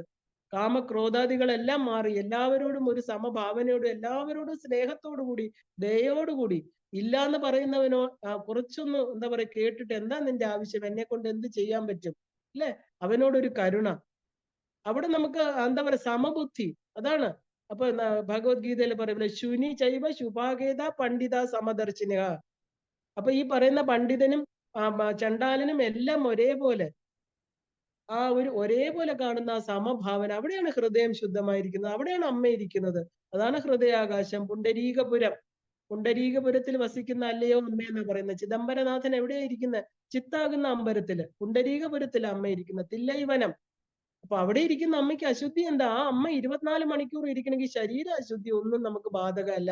അതുകൊണ്ടാണ് ഈ അഘോരികള് അല്ലെങ്കിൽ അവധൂതരൊക്കെ ശരീരത്തിന് ഒരു പ്രാധാന്യം കൊടുക്കാത്തത്. അപ്പൊ കഴിച്ചതിന്റെ ബാക്കി ഉച്ഛിഷ്ട ചണ്ടാലി എന്താ പറയുന്നത്? ഉച്ഛിഷ്ടം തരൂ എനിക്ക്. നിങ്ങളുടെ ഉച്ഛിഷ്ട ചണ്ടാലിയുടെ ഉപാസന വർണ്ണിക്കുന്ന ഗ്രന്ഥങ്ങളില് അപവിത്രങ്ങളായിരിക്കുന്ന സാധനങ്ങൾ, അതാണ് ദേവിക്ക് കൊടുക്കുന്നത്. താൻ കഴിച്ചതിന്റെ ബാക്കി വരുന്ന ആഹാര പദാർത്ഥങ്ങൾ സമർപ്പിക്കാൻ പറയുന്നുണ്ട്. കഴിച്ചിട്ട് തരൂ. കാരണം ഇവിടെ ഞാനും നീയും എന്നുള്ള വ്യത്യാസമില്ല. നിന്റെ ഉള്ളിലിരുന്ന് ഇപ്പൊ നീ വേറൊരു ശരീരമാണെന്ന് ഞാൻ കാണുന്നു, പക്ഷെ അതിനുള്ളിലിരുന്ന് ഭക്ഷിക്കുന്നത് ഞാൻ തന്നെയാണെന്ന് പൂർണ്ണ ബോധം വരുന്ന ഒരാൾക്ക് മാത്രമേ ഉച്ഛിഷ്ടം സമർപ്പിക്കാൻ പറ്റൂ. ദേവിയാണെന്ന് കണ്ടില്ലേ? എന്തുകൊണ്ടാണ് നമ്മുടെ ഗുരുക്കന്മാരുടെ അവർ കഴിച്ച ഉച്ഛിഷ്ടം മേടിക്കുന്നത്? ഗുരു പരമ്പരയുടെ ഒരു ഇതാണ്. അത് ഉച്ഛിഷ്ടമല്ല, അവര് കൈകൊണ്ട് കൊടുക്കുമ്പോൾ അത് ഉച്ഛിഷ്ടമായിട്ട് തീരുന്നു. കാരണം എന്താ? പ്രസാദം, അനുഗ്രഹമായി കൊടുക്കുന്നത്. അപ്പൊ ദേവിക്ക് ഉച്ഛിഷ്ടം കൊടുക്കുക എന്ന് പറഞ്ഞ ആ ഉച്ഛിഷ്ട ഗണപതിയുണ്ട്, ഉച്ഛിഷ്ട ചണ്ടാലിയും ഉണ്ട്. അപ്പൊ എച്ചിലോടുകൂടി വേണം. കാരണം ആ ഒരു സാധകൻ ജലം കൊണ്ട് സ്വയം ശുദ്ധീകരിക്കാതെ, കൈ കഴുകാതെ എച്ചിലോടുകൂടി വേണം ദേവിയെ ഉപാസിക്കാനെന്നും പറയുന്നുണ്ട്. അപ്പൊ സാധാരണ ദേവതാ അർച്ചനകളെല്ലാം ഏറ്റവും പരിശുദ്ധിയോടുകൂടി വേണമെന്നാണ് സങ്കല്പം. ദേവതമാർക്ക് നിവേദിച്ച ഭക്ഷണം, അതായത് ദേവതമാരുടെ ഉച്ഛിഷ്ടാണ് നമ്മൾ പ്രസാദമായിട്ട് ഭക്തര് കഴിക്കുന്നത്. എന്നാല് ഉച്ഛിഷ്ട ചണ്ടാലിനിക്കാവട്ടെ താൻ ഭക്ഷിച്ചതിന്റെ മിച്ചം സ്വീകരിച്ച ഭക്തനെ ദേവി അനുഗ്രഹിക്കും. അപ്പൊ അവിടെ എന്താ? ഡ്യുവാലിറ്റി ഇല്ല. ഹൃദയത്തില് നമ്മളെ സമഭാവന വന്നു. വിശ്വമായിരിക്കുന്ന പ്രപഞ്ചം അല്ലെ? അപ്പോ ആ ഒരു ഭാവം വന്ന വ്യക്തിക്ക് മാത്രമേ ദേവിക്ക് ഇത് കൊടുക്കാൻ പറ്റുള്ളൂ. അപ്പൊ സാധകനും ഉപാസ്യ ദേവതയും തമ്മിൽ യാതൊരു വ്യത്യാസവും ഇല്ല അവിടെ. ആ ഭേദഭാവത്തെ കംപ്ലീറ്റ് ഇല്ലാതാക്കുകയാണ്. അത് ഇല്ലാതായെങ്കിൽ മാത്രമേ നമുക്ക് ലളിതാ ത്രിപുര സുന്ദരിയുടെ അടുത്തേക്ക് എത്താൻ സാധിക്കുകയുള്ളൂ. അപ്പോ ആ ഒരു താൻ ചെയ്യുന്ന സമസ്ത കർമ്മങ്ങളും ഈശ്വരനിലെ പരാശക്തിയില് അർപ്പിച്ച് ചെയ്യുകയാണെന്നുള്ള ചിന്ത ഉറച്ചു കഴിഞ്ഞാല് കഴിക്കുന്ന ഭക്ഷണം പോലും ദേവിക്കുള്ള നിവേദ്യമായിട്ട് മാറുകയാണ്. ഭക്ഷിക്കുന്നവനും ഭക്ഷണവും ഭക്ഷണ ശേഷമുള്ളതും എല്ലാം ദേവി എന്ന ഉച്ഛിഷ്ട ചണ്ഡാലിനി ദേവി നമുക്ക് ആ ആരാധനക്രമം ഇല്ലെങ്കിൽ ആരാധനയുടെ തത്വം അതാണ്. അപ്പൊ ഉച്ചനീചത്വങ്ങളില്ലാതെ ബ്രാഹ്മണൻ മുതൽ ചണ്ടാലൻ വരെയും ബ്രഹ്മാവ് മുതൽ എറുമ്പ് വരെയുള്ള സകലരിലും കുടികൊള്ളുന്ന ഒരേ പരബ്രഹ്മ ചൈതന്യമാണ് ദേവി എന്ന് നമ്മളെ ഓർമ്മപ്പെടുത്തുകയാണ്. വിദ്യാവിനയ സമ്പന്നെ ബ്രാഹ്മണേ ഗവിഹസ്തിനി ശുനി ചൈവ ശുഭാകേത പണ്ഡിത സമദർശന. ഭഗവത്ഗീതയിൽ ഭഗവാൻ ഇത് തന്നെയാ പറയുന്നത്. ഉയർന്ന ബ്രാഹ്മണനിലും പട്ടിയെ തിന്നുന്ന ചണ്ടാലനിലും എപ്പോഴാണോ എന്നെ കാണുന്നത് അവനാണ് സമദർശിത്വം ഉള്ളത്, അവൻ എന്നെ പ്രാപിക്കുന്നു. അല്ലേ? അപ്പൊ ശുദ്ധാശുദ്ധ വിഹീനമായിരിക്കുന്ന ദേവിക്ക് ഉച്ഛിഷ്ടം അശുദ്ധിയാകുന്നത് എങ്ങനെയാണെന്ന് നമുക്ക് ചോദിക്കാം. അമ്മയ്ക്ക് ഒരു ഉച്ചനീചത്വവും ഇല്ല. പ്രപഞ്ചം അമ്മയുടെ നിന്നാണ് വന്നെങ്കിൽ പ്രപഞ്ചത്തിൽ ഒരു വസ്തുക്കളും മോശമായിട്ടുള്ളതില്ല. ബ്രാഹ്മണാദികൾ ശുദ്ധിയോടെ യാഗാഗ്നിയിൽ സമർപ്പിക്കുന്ന ഹവിസും ചണ്ടാളന്മാര് ഉച്ഛിഷ്ടപൂർവമുള്ള സമർപ്പണങ്ങളും ദേവി ഒരേപോലെ തന്നെയാണ് സ്വീകരിക്കുന്നത്.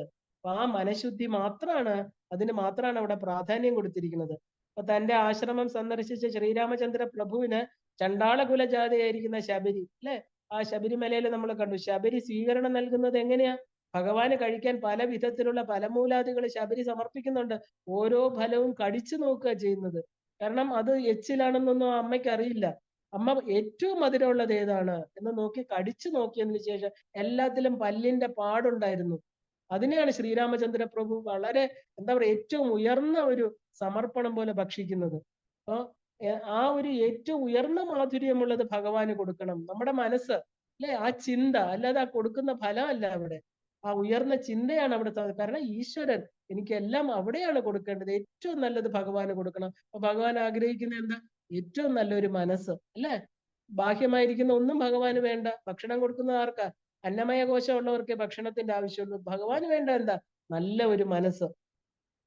അപ്പോ ഏറ്റവും മാധുര്യമുള്ളത് നോക്കി വേണം ഭഗവാന് കൊടുക്കാൻ. ശബരിയുടെ ഈ പ്രവൃത്തി ശ്രീരാമചന്ദ്രനെ അത്യധികം പ്രീതനാക്കി എന്നാ പറയുന്നത്. ശബരിയുടെ ഉച്ഛിഷ്ടം ആ കരുണാനിധിയായിട്ടുള്ള രാജാവായിരിക്കുന്ന സാക്ഷാൽ ശ്രീരാമചന്ദ്രൻ താഴെ ഇരുന്ന് ഒരു ഗുരുവിനെ പോലെ ആ അമ്മയെ കസേരയിലിരുത്തി അദ്ദേഹം താഴെ ഇരുന്നാണ് ആ ഭക്ഷണം കഴിക്കുന്നത്. അത്ര സന്തോഷത്തോടു കൂടി. അപ്പൊ ശബരിയുടെ ഉച്ഛിഷ്ടം രാമചന്ദ്ര പ്രഭുവിന് അമൃതായി തോന്നി. ദേവിയും ഇതേ പ്രകാരത്തിലുള്ള ഉച്ഛിഷ്ടത്തിന് സംപ്രീതയാകുന്നതാണ്. ഉച്ഛിഷ്ട ചണ്ഡാലിനിയായിരിക്കുന്ന മാതംഗി ദേവി ആണ് രാമനായിട്ട് അവതാരമെടുത്തെന്ന് തന്ത്രശാസ്ത്രങ്ങൾ പറയുന്നുണ്ട്. ഇവിടെ സ്മരണീയമായിട്ടുള്ള ഒരു കാര്യം, ശ്രീരാമകൃഷ്ണ പരമഹംസരെ കാളീദേവിക്ക് സമർപ്പിക്കുന്നത് നമ്മൾ കഥകളിലെല്ലാം കേട്ടിട്ടുണ്ട്, അല്ലെ? വചനാമൃതത്തിലും ഉണ്ട്. നിവേദ്യ വസ്തുക്കള് എല്ലാം ശ്രീരാമകൃഷ്ണ പരമഹംസര് ആദ്യം ഭക്ഷിച്ചു നോക്കും. നല്ലതാണോ, ഉപ്പുണ്ടോ, പുളിയുണ്ടോ, ഇല്ല? ഏത് സാധനം എടുത്താലും കുറച്ച് കഴിച്ചിട്ട് അമ്മ ഇത് കൊള്ളാം, ഇത് ആദ്യം കഴിക്കൂ. കാരണം അമ്മയുടെ വയറ് നിറഞ്ഞാല് നല്ല ഭക്ഷണങ്ങള് മോശമൊക്കെ മാറ്റി വെക്കും. പല പല വിവിധ ഭക്ഷണങ്ങൾ ഉണ്ടാക്കുമ്പോ അദ്ദേഹത്തിന് ഇഷ്ടപ്പെട്ടത്, അദ്ദേഹത്തിന്റെ നാവിന് രുചി തരുന്നത്. കാരണം എന്താ? കാളി എവിടെയാ ഇരിക്കുന്നത്? അദ്ദേഹത്തിന്റെ ഉള്ളില്. അദ്ദേഹം പറയും ഇതാണ് നല്ലത്, ഇതാണ് എനിക്കിഷ്ടം, ഇതാണ് എൻ്റെ അമ്മയ്ക്ക് ഇഷ്ടം, അതാണ് നമുക്ക് ഇഷ്ടമുള്ളതാണ് നമ്മുടെ ദേവിക്ക് ഇഷ്ടം. അത് ഉറക്കണം. വേറൊരാൾക്ക് ഇഷ്ടമല്ല. വേറൊരാള് കടല കൊടുത്തു, വേറൊരാള് പായസം കൊടുത്തു, ഒരാള് കടും പായസം കൊടുത്തു, ഒരാള് ജിലേബി കൊടുത്തു. അവനവന്റെ മനസ്സില് ദേവിക്ക് ഇഷ്ടാനിഷ്ടങ്ങൾ ഒന്നും തന്നെ ഇല്ല. നമുക്ക് ഏതാണോ ഇഷ്ടം, നമ്മുടെ ആത്മാവായിരിക്കുന്ന ദേവിക്ക് അതാണ് ഇഷ്ടം. ഇല്ലേ? എനിക്ക് ഇന്നതാണ് ഇഷ്ടം അമ്മ, ഞാനിത് അമ്മയ്ക്ക് ഇത് തരുന്നു. അപ്പോ അദ്ദേഹം എല്ലാം രുചിച്ചു നോക്കിയിട്ട് ഉത്തമം എന്ന് തോന്നുന്നതിന് ആദ്യം നിരത്തി വെക്കും.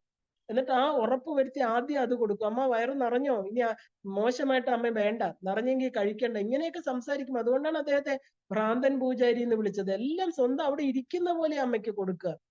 അമ്മയ്ക്ക് ഇതെല്ലാം കൊടുത്തു കഴിഞ്ഞാൽ അവസാനത്തെ ഏറ്റവും ഇതൊക്കെ കൊള്ളില്ല അമ്മ, ഞാൻ ഇത് മാറ്റി വെച്ചാണ്, ഇത് അമ്മയ്ക്ക് വയറ് നിറഞ്ഞെങ്കിൽ കഴിക്കണ്ടെന്ന് പറഞ്ഞാൽ അദ്ദേഹം എടുത്ത് മാറ്റുകയും ചെയ്യും. ഇതാണ് ഭക്തി, ഇതാണ് താതാത്മ്യം, സാരൂപ്യം, അല്ലെ? സാരൂപ്യം മാത്രമല്ല, ഇത് സാലോക്യവും കൂടിയാണ്. ആ ലോകത്തിലിരിക്കുകയാണ് അദ്ദേഹം. അപ്പൊ മാതംഗി രൂപിണിയായിരിക്കുന്ന ദേവിയുടെ ധ്യാനം വളരെ വിശേഷമാണ്. എങ്ങനെയാണ്? മന്ദാര വൃക്ഷത്തിലെ പൂക്കൾ കൊണ്ടുള്ള മാല കൊണ്ട് അലങ്കൃതമായിരിക്കുന്ന സ്ഥലത്തടത്തില് താങ്ങിയിരിക്കുന്നു. ആ നദിക്കുന്ന, അതായത് ശബ്ദിക്കുന്ന വീണയില് നിന്ന് ഉതിരുന്ന നാദമാധുര്യം ആസ്വദിച്ച് തലകുലുക്കുമ്പോൾ ഇളകിയാടുന്ന കുണ്ടലങ്ങള്, തനയുഗളങ്ങളുടെ ഭാരം മൂലം അല്പം മുന്നോട്ട് വളഞ്ഞ ശരീരം, ഇല്ലേ? ആ ഒരു പിടിയാനയുടെ പിടിയാനയുടേത് പോലെയുള്ള അലസ സുന്ദരമായിരിക്കുന്ന നടത്തം, അങ്ങനെ ഇരിക്കുന്ന മാതംഗി ദേവി, താമര ഇതൾ പോലെ ഭംഗിയുള്ള ഇളകുന്ന കണ്ണുകളോട് കൂടിയവളും, എന്താ ശംഭുവിന്റെ, അതായത് ശിവന്റെ സതി പത്നിയായിരിക്കുന്നവളുമായ ഭഗവതി, ഏറ്റവും ഉത്തമയായിരിക്കുന്ന ദേവിയെ ഞാനിതാ അമ്മ വിജയിക്കട്ടെ എന്നാണ് ശങ്കരാചാര്യര് വർണ്ണിക്കുന്നത്. എല്ലാ ഉത്കർഷത്തെയും ഭജിക്കുന്നവർക്ക് കൊടുക്കട്ടെ. അപ്പോ അത്യന്തം എന്താ പറയാ, അതീവ മനോഹരിയായിരിക്കുന്ന നീല നിറത്തോടു കൂടിയ, നീല കമനീയ രൂപിണിയായിരിക്കുന്ന കദംബവന മധ്യത്തിലെ ആ രത്നനിർമ്മിതമായ ഇരുന്ന് അരുളുന്നവളും വീണാധാരിയും മടിയിലെ പെൺ തത്തയെ ലാളിക്കുന്നവളുമായിട്ടിരിക്കുന്ന മാതംഗി ദേവിയെ ഞാൻ ഭജിക്കുന്നു. അപ്പൊ ഇതിനൊക്കെ, തത്തയ്ക്ക് വീണയ്ക്കൊക്കെ ഒരുപാട് അർത്ഥങ്ങളുണ്ട്. എന്താ പറയാ, തത്ത എന്ന് പറയുന്നത് നമ്മുടെ ജ്ഞാനശുഖമാണ്, വേദത്തെ കാണിക്കുന്നു തത്ത, അല്ലെ? വീണ എന്ന് പറയുന്നത് നമ്മുടെ മനുഷ്യ ശരീരം തന്നെയാണ്. 9 എന്താ പറയാ ആ തന്തികളുള്ള വീണ. അത് നമുക്ക് ശ്യാമള ദണ്ഡകം പഠിക്കുമ്പോൾ അതിന്റെ കൂടുതൽ ആന്തരിക അർത്ഥം നോക്കാം. അപ്പൊ സന്തോഷമാണ് ചന്ദ്രകലാധാരിണിയായിരിക്കുന്ന മാതംഗി ദേവിയുടെ പ്രധാന ഭാവം. എപ്പോഴും ഹാപ്പിയാണ്, സന്തോഷത്തോടു കൂടി. കാരണം ഉച്ചനീചത്വമില്ല, ആരോടും വിദ്വേഷമില്ല, എല്ലാരോടും സമഭാവന. അവിടെ എന്താ നമുക്ക് ദുഃഖത്തിന് കാരണം? ഒരു ദുഃഖവും ഇല്ല, അല്ലെ? സന്തോഷമായിട്ട്. അതുകൊണ്ടാണ് ഓൾട്ടേർഡ് കോൺഷ്യസ്നെസ് എന്ന് പറയുന്നത്, വേറൊരു തലം. നമുക്ക് സുഖദുഃഖങ്ങൾ വരുന്നത് ശരീരതലത്തിലേക്ക് വരുമ്പോഴാണ്. ഇത് ആനന്ദമയമായിട്ട് ദേവി കലകളുടെ, നമ്മുടെ ആനന്ദമായിട്ടിരിക്കുമ്പോഴാണ് കലകളെ പോഷിപ്പിക്കാൻ പറ്റുക. നമുക്ക് ദുഃഖമുള്ളപ്പം പാടാൻ പറഞ്ഞാൽ പാടാൻ പറ്റുമോ? നമുക്ക് ദുഃഖമായിട്ടിരിക്കുമ്പോൾ നമ്മുടെ മനസ്സ് ഘനീഭവിച്ച ദുഃഖമാണ്, എന്തിലൊക്കെയോ നമ്മുടെ മനസ്സ് കുടുങ്ങി നിൽക്കുന്നു, നമുക്ക് വാക്കുകൾ പുറത്തു വരില്ല. ആ സന്തുലിതാവസ്ഥയിലുള്ള ഒരു ഹൃദയത്തിൽ നിന്ന് മാത്രമേ വാക്കുകൾ പുറത്തു വരൂ. ഈ കലകളെല്ലാം തന്നെ 64 കലകളും ആ ഒരു ഇക്വിലിബ്രിയം, അതിൽ നിന്നാണ് ഉണ്ടാവുന്നത്. നമ്മൾ എപ്പോഴാണോ ശോകാകുലരായിട്ട് ദുഃഖത്തോടു കൂടി ഇരിക്കുന്നത്, നമുക്ക് ഒരു കലകളിലും പ്രാവീണ്യം നേടാൻ, നമുക്ക് പടം വരയ്ക്കാൻ പറ്റില്ല, പാടാൻ പറ്റില്ല, സംസാരിക്കാൻ പറ്റില്ല. നമ്മൾ പറയില്ലേ, ദുഃഖം കൊണ്ട് വാക്കുകൾ പുറത്തു വരുന്നില്ല. അപ്പൊ ദുഃഖം എന്ന് പറയുന്നത് എന്താ? ദുഃഖം എന്ന് പറയുന്നത് ജസ്റ്റ് ഡ്യുവാലിറ്റി, രണ്ടെന്നുള്ള ഭാവം. അതാണ് നമുക്ക് ദുഃഖം തരുന്നത്. ശരീരം വേറെ, ആത്മാവ് വേറെ, അല്ലെ? ഞാൻ വേറെ, നീ വേറെ. ഇതാണ് നമുക്ക് ബാക്കിയെല്ലാം, കാമം ക്രോധം എല്ലാം ഇതിന്റെ പുറകിൽ വരുന്നതാണ്. അപ്പൊ ദേവിക്ക് എന്താ? ദേവിയെ കണ്ടാൽ തന്നെ നമുക്കൊരു സന്തോഷമാണ്, ആനന്ദമായിട്ടിരിക്കുന്നു അമ്മ. ഇപ്പൊ കലകളുടെ നായികയായിരിക്കുന്ന, അങ്ങനെ ഒരാൾക്ക് കലകളുടെ നായികയാവാൻ പറ്റും, അല്ലെ? സൂക്ഷ്മ ശരീരത്തിലെ വിശുദ്ധി ചക്രത്തിലാണ് ദേവി വാണരുളുന്നത്. ആജ്ഞാചക്രം മുതൽ നാവറ്റം വരെ നീണ്ട് ആ ഒരു സരസ്വതി നാഡി, ആജ്ഞാചക്രം മുതൽ നാവിന്റെ അറ്റം വരെയാണ്, അല്ലെ, സരസ്വതി നാഡി എന്ന് പറയുന്നത്. അതിന്റെ പ്രവർത്തനം നിയന്ത്രിക്കുന്നത് വാക്കിന്റെ ശക്തിയായിരിക്കുന്ന മാതംഗി ദേവിയാണ്. മാതംഗി ഉപാസന ദക്ഷിണാംനായിരിക്കുന്ന പശ്ചിമാംനായ ക്രമങ്ങളിൽ നടന്നു വരുന്നുണ്ട്. ഉച്ഛിഷ്ട ചണ്ഡാലിനി, സമ്മോഹിനി, ലഘുശ്യാമ, രാജമാതംഗി, വശ്യമാതംഗി, കർണമാതംഗി, ഷഡാംനായ സാധ്യ, സുമുഖി മാതംഗി, ഇങ്ങനെ പല രൂപഭേദങ്ങളിൽ ദേവി ആരാധിക്കപ്പെടുന്നു. ദേവിയുടെ സഖികൾ ആരൊക്കെയാ? രതി, പ്രീതി, മനോഭവ, ക്രിയ, ശുദ്ധ, അനങ്ക കുസുമ, അനങ്ക മദന, മദനാലസ എന്നീ മാതംഗി ദേവിയുടെ അഭീഷ്ട ശക്തികളെല്ലാം തന്നെ, ഈ പേരുകൾ തന്നെ നമുക്കറിയാം, അല്ലെ? എന്തൊക്കെയാണ്? നമ്മുടെ ആഗ്രഹങ്ങളെ സാധിപ്പിച്ചു തരുന്നവർ. മാതംഗി ദേവിയുടെ പതി ആരാ? മതംഗ രൂപധാരിയായിരിക്കുന്ന പരമശിവനാണ്. മാതംഗി ദേവിയുടെ ജന്മദിനം എന്ന് പറയുന്നത് വൈശാഖ മാസത്തിലെ ശുക്ലപക്ഷ, അതായത് അക്ഷയ തൃതീയ. ഇപ്പൊ നമ്മള് എന്താ പറയാ, ധൂമാവതിയുടേത് കണ്ടു. ഇപ്പൊ ഓരോ ദേവികളുടെയും അക്ഷയ തൃതീയായിട്ടാണ് കാണുന്നത്. കാരണം എന്താ? ക്ഷയിക്കാത്ത പുണ്യമുള്ള ദിവസം, അതാണ് അക്ഷയം. അപ്പൊ 3-ാം ദിവസം അക്ഷയ തൃതീയ വളരെ വിശേഷമാണ്. പിന്നെ മതം എന്ന് പറഞ്ഞാൽ അഭിപ്രായമാണ്, ചിന്താഗതിയാണ്. കാരണം എന്റെ മതം, എന്റെ അഭിപ്രായം ഞാൻ പറയണു. മാതംഗി എന്ന് പറയുന്ന വാക്ക് വന്നിരിക്കുന്നത്, അതായത് മാതംഗി ചിന്തയുടെ ദേവിയാണ്, ചിന്തിക്കുന്നവർക്കുള്ളതാണ്. അപ്പൊ കവികളും സാഹിത്യകാരന്മാരും സംഗീതജ്ഞരും എല്ലാം ദേവിയുടെ ഉപാസകരാണ്. ശ്രവണശക്തിയുടെ നാഥയാണ് ദേവി. ദേവി ജ്ഞാനവും കഴിവും പ്രാവീണ്യം നൽകുന്നവളാണ്. അപ്പൊ ശബ്ദബ്രഹ്മത്തിന്റെയും അന്തർജ്ഞാനത്തിന്റെയും സകല സംഗീതങ്ങളുടെയും അധിനാഥയുമാണ്. അപ്പൊ ദശമഹാവിദ്യകളിലെ വിദ്യാദേവതയായിരിക്കുന്ന മാതംഗി, അല്ലെ? ഈ സരസ്വതി ദേവി, സരസ്വതി എന്ന് തന്നെയാണ് സരസ്വതി ദേവിയും തമ്മിൽ അഭേദ്യ ബന്ധമുണ്ട് മാതംഗിയും. കാരണം ഇരുവരും ജ്ഞാനദേവതമാരാണ്, വീണാധാരികളാണ്, നാദരൂപിണികളാണ്. സരസ്വതി ദേവി വെളുപ്പ് നിറത്തോടും മാതംഗി ദേവി കറുപ്പ് നിറത്തോടു കൂടി ചിത്രീകരിക്കപ്പെടുന്നു എന്ന് മാത്രം. അപ്പൊ സരസ്വതി ഭൗതിക ജ്ഞാനാർജനത്തിന്റെയും സാധാരണ കലാസാഹിത്യത്തിന്റെയും ശക്തി പകരുന്നവളാണെങ്കിൽ സരസ്വതി ആരാധന വൈദികമാണ്. അപ്പൊ താന്ത്രികമായിട്ടുള്ള ആരാധന ക്രമമാണ് മാതംഗിയുടേത്. അപ്പൊ ആ ഒരു പരമാത്മ പരമമായിരിക്കുന്ന ജ്ഞാനത്തിനും അസാധാരണമായിരിക്കുന്ന പ്രാവീണ്യത്തിനും ശക്തി പകരുന്നവളാണ് മാതങ്കി. അപ്പൊ സരസ്വതി ഉപാസന മാതങ്കിയെയും മാതങ്കി ഉപാസന സരസ്വതിയെയും ഉദ്ദേശിച്ച് തന്നെയാണ്. കാരണം ജ്ഞാനവും കഴിവും പ്രാവീണ്യവും പ്രദാനം ചെയ്യാൻ കഴിവുള്ളവരാണ് രണ്ടുപേരും. സരസ്വതി ബ്രാഹ്മണാദി ഉയർന്ന ജാതികളുടെയും മാതങ്കി കുറഞ്ഞ താഴ്ന്ന ജാതിക്കാരില്ലേ, അധസ്ഥിതരെന്ന് നമ്മൾ പറയും, അതിന്റെ അവരുടെ ദേവതയാണെന്നും ഒരു വാദമുണ്ട്. പക്ഷെ അതിന് വലിയ എന്താ പറയാ, പണ്ഡിതർ അതിന് വലിയ വിലയൊന്നും കൽപ്പിക്കാറില്ല. ഒരേ മുഖത്തിലാണ് ഇരു ദേവിമാരും സ്ഥിതി ചെയ്യുന്നത് എന്ന് തന്നെ അതിനുള്ള കാരണം. ഗുരു പരമ്പരകളിലൂടെ ജ്ഞാനാർജനത്തെ പ്രചോദിപ്പിക്കുന്നത് മാതങ്കി ദേവിയാണ്. സരസ്വതി ഉപാസന പ്രധാനമായിട്ടും ജ്ഞാനാർജനത്തിനാണ്. ഇച്ഛിക്കുന്ന വിദ്യാർത്ഥികള് എല്ലാം ഈ ഒരു ഉപാസന ചെയ്യണം. മാതങ്കി ഉപാസന എന്ന് പറഞ്ഞാൽ ജ്ഞാനം പകർന്നു നൽകുന്ന ഗുരുക്കന്മാരാണ് ചെയ്യുന്നത്. കാരണം മന്ത്രദീക്ഷയില്ലാതെ മാതങ്കി ഉപാസന സാധ്യമല്ല. അപ്പൊ മാതങ്കി ദേവിയുടെ ശ്യാമള വർണ്ണം എന്താണ് കാണിക്കുന്നത്? അഗാധമായിരിക്കുന്ന ജ്ഞാനത്തെ കുറിക്കുന്നു. ഇല്ലേ, നമ്മള് ഭഗവാൻ വിഷ്ണുവിന് നീല നിറം. എന്താ നീല നിറം? എല്ലാം അതിൽ ഒതുക്കിയിരിക്കുകയാണ്, അല്ലേ, അഗാധമായിരിക്കുന്ന, അതിന് എത്രയാണ് ആഴമുണ്ട് നമുക്ക് അറിയാൻ പറ്റില്ല. അപ്പൊ അഭൗമമായിരിക്കുന്ന ജീവശക്തിയെ കുറിക്കണം. അത് എല്ലാവിധ ജ്ഞാനങ്ങളുടെയും അധ്യാപനത്തിന്റെയും ദേവി ആയതുകൊണ്ട് അധ്യാപകരുടെ ഉപാസ ദേവതയാണ് മാതങ്കി. മാതങ്കി ദേവിയുടെ കൈകളിലെ വീണ സംഗീതത്തെയും ദേവിയുടെ പ്രപഞ്ച സ്പന്ദന ശക്തിയെയും കുറിക്കണം. ദേവിയുടെ കൈകളിലെ ശുഖം എന്ന് പറഞ്ഞാല് വാക്ശക്തിയെ കുറിക്കണം. പിന്നെ ദേവിയുടെ കയ്യിൽ എന്താ? പാശം, അങ്കുശം, അല്ലേ, രണ്ട് ആയുധങ്ങൾ. ത്രിപുരസുന്ദരിയുടെ അതേ രൂപഭാവത്തിലാണ് ദേവിയെ കാണപ്പെടുന്നത്. അപ്പൊ പാശ, ഖഡ്ഗ, ഖേടകം, അങ്കുശധാരണിയായിട്ടിരിക്കുന്ന ദേവി. അപ്പൊ നാനാ ആയുധധാരണിയായിട്ടുള്ള എല്ലാ ദേവിക്ക് പല പല ധ്യാന ശ്ലോകങ്ങളുണ്ട്. അപ്പൊ കേരളത്തിലെ വിദ്യാദേവതയായിട്ട് സരസ്വതിയെക്കാളും ആരാധിച്ചു വന്നിരുന്നത് ഈ ശൈവ സരസ്വതി ഭാവത്തിലുള്ള മാതങ്കി ദേവിയായിരുന്നു. അപ്പൊ ഈ ത്രിനേത്രങ്ങളോടുകൂടും പാശാങ്കുശങ്ങളോടും പുസ്തക രുദ്രാക്ഷ മാല്യങ്ങളോടുകൂടിയും ചന്ദ്രകലാങ്കിതമായിരിക്കുന്ന കിരീടത്തോടും ശ്യാമവർണ്ണമായിരിക്കുന്ന മാതങ്കിയെ ശൈവ സരസ്വതി എന്നുള്ള നാമത്തിലാണ് കേരളത്തിൽ ആരാധിച്ചിരുന്നത്. ദേവിയുടെ ഉപാസകയായിരുന്നു എഴുത്തച്ഛൻ. നമുക്ക് എല്ലാവർക്കും അറിയാം, അല്ലെ, ആ ഒരു തുഞ്ചൻ പറമ്പിലുള്ള കളിത്തത്ത അത് അറിഞ്ഞിടാത്ത ആരുമില്ല. അപ്പോ തുഞ്ചത്ത് എഴുത്തച്ഛൻ മാതങ്കി ദേവിയുടെ കയ്യിലെ ആ ശുഭത്തെ കൊണ്ടാണ് തന്റെ കിളിപ്പാട്ട് ചൊല്ലിച്ചതെന്ന് വിശ്വസിക്കപ്പെടുന്നു. മലയാളത്തിലെ പ്രസിദ്ധമായിരിക്കുന്ന സപ്തസ്വര കീർത്തനം പൂന്താനം രചിച്ചത് മാതങ്കി ദേവിയാണ് സ്തുതിക്കുന്നത്. അപ്പൊ ദേവിയുടെ രൂപവൈഭവങ്ങളെ ലീലകളെല്ലാം അതിൽ വിവരിക്കുന്നുണ്ട്. അപ്പൊ മാതങ്കി രൂപിണിയായിരിക്കുന്ന ശ്യാമളാദേവി ത്രിപുര സുന്ദരി ഭാവത്തിൽ പ്രകീർത്തിച്ച് ആ ഒരു എന്താ പറയാ, കാളിദാസൻ രചിച്ച ഏറ്റവും വലിയ ഉയർന്ന ഒരു എന്താ പറയാ ഗ്രന്ഥം എന്ന് പറയാം, അല്ലെങ്കിൽ ശ്ലോകങ്ങളാണെന്ന് പറയാം, ശ്യാമളാ ദണ്ഡകം, ഇല്ലേ. അതില് എന്താണ്? ആ ദേവിയുടെ കയ്യിൽ കരിമ്പ് വില്ല്. അത് ശരിക്കും ലളിതാ ത്രിപുര സുന്ദരിയായിട്ട് തന്നെയാ പറയുന്നത്. ഇക്ഷുജാപം, പുഷ്പശരം, പാശം, അങ്കുശം എന്നിങ്ങനെ ആ ഒരു സിംഹാസനസ്ഥയായിട്ടിരിക്കുന്ന ദേവി അതിമനോഹരമായിട്ട് ശ്യാമളാ ദണ്ഡകത്തിൽ പറയുന്നുണ്ട്. അപ്പോ മാണിക്യ കല്ല് പതിപ്പിച്ച വീണ വായിക്കുന്നവളാണ് മാതങ്കി ദേവി. ശങ്കരാചാര്യരുടെ ആനന്ദലഹരിയിലും വീണയെ കുറിച്ചുള്ള പരാമർശങ്ങളുണ്ട്. കാരണം മാതങ്കി ദേവിക്ക് 4 രൂപങ്ങൾ പറയുന്നുണ്ട്. 4 രൂപങ്ങളിൽ മാതങ്കി, സുമുഖി, ചക്രിണി, ശാംബരി. അപ്പൊ ദേവിയുടെ 4 രൂപങ്ങൾ. കാരണം ഇതെല്ലാം തന്നെ എന്താ നമുക്ക് പറഞ്ഞു തരുന്നത്? ഈ ഒരു ദേവി ഉപാസനയിലൂടെ, അതായത് ഈ നവരാത്രി ദിവസങ്ങളില് മാതങ്കി ദേവിയുടെ 9 ഭാവങ്ങളെയാണ് നമ്മൾ ആരാധിക്കുന്നത്. സാധാരണ പല പരമ്പരകളിലും ഉണ്ടത്. ലഘുശ്യാമള, വാഗ്വാദിനി, നകുലീശ്വരി, കല്യാണ ശ്യാമള, അല്ലെ, ജഗത് രഞ്ജിനി മാതങ്കി, പിന്നെ വശ്യമാതങ്കി, ശാരിക, ശുഖശ്യാമള, രാജശ്യാമള, ഇങ്ങനെ 9 ഭാവങ്ങള് സാധാരണഗതിയിൽ ശ്രീവിദ്യ ഉപാസന ശ്രീകുലത്തില് നമ്മൾ ആരാധിക്കാറുണ്ട്. അപ്പൊ യഥാക്രമം പ്രഥമ മുതൽ നവമി വരെയുള്ള തിഥികളിൽ ദേവിയുടെ 9 ഭാവങ്ങളെ പൂജിക്കുന്നുണ്ട്.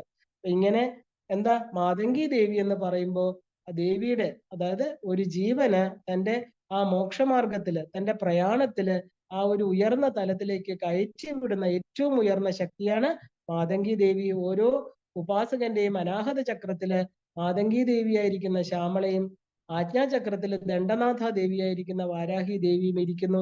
ഇവര് രണ്ടുപേരും ഇല്ലാതെ സഹസ്രാരത്തിലെ ശിവശക്തി ഐക്യരൂപിണിയായിരിക്കുന്ന ലളിതാംബികയില് ഒരിക്കലും ഒരു ജീവന് എത്തിച്ചേരാൻ സാധ്യമല്ല. ഈ രണ്ടുപേരെയും നല്ലവണ്ണം മനസ്സിലാക്കി അവർക്ക് പൂർണ്ണമായിരിക്കുന്ന എന്താ പറയാ ആ ഒരു ശരണാഗതി ചെയ്തുകൊണ്ട് മാത്രമേ ഓരോ ഉപാസകനും, ഓരോ ശ്രീവിദ്യ ഉപാസകനും തന്റെ ലക്ഷ്യം പ്രാപിക്കാൻ സാധ്യമാവുള്ളൂ. ഇവരുടെ എല്ലാം പാദങ്ങളെ നമസ്കരിച്ചുകൊണ്ട്, നമ്മുടെ ഗുരുപരമ്പയെ നമസ്കരിച്ചുകൊണ്ട് ദശമഹാവിദ്യയിലെ 9ാമത്തെ തത്വമായിരിക്കുന്ന മാതങ്കി തത്വം ഇവിടെ അവസാനിക്കുകയാണ്. എല്ലാവർക്കും ശ്രീമാത്രേ നമഃ.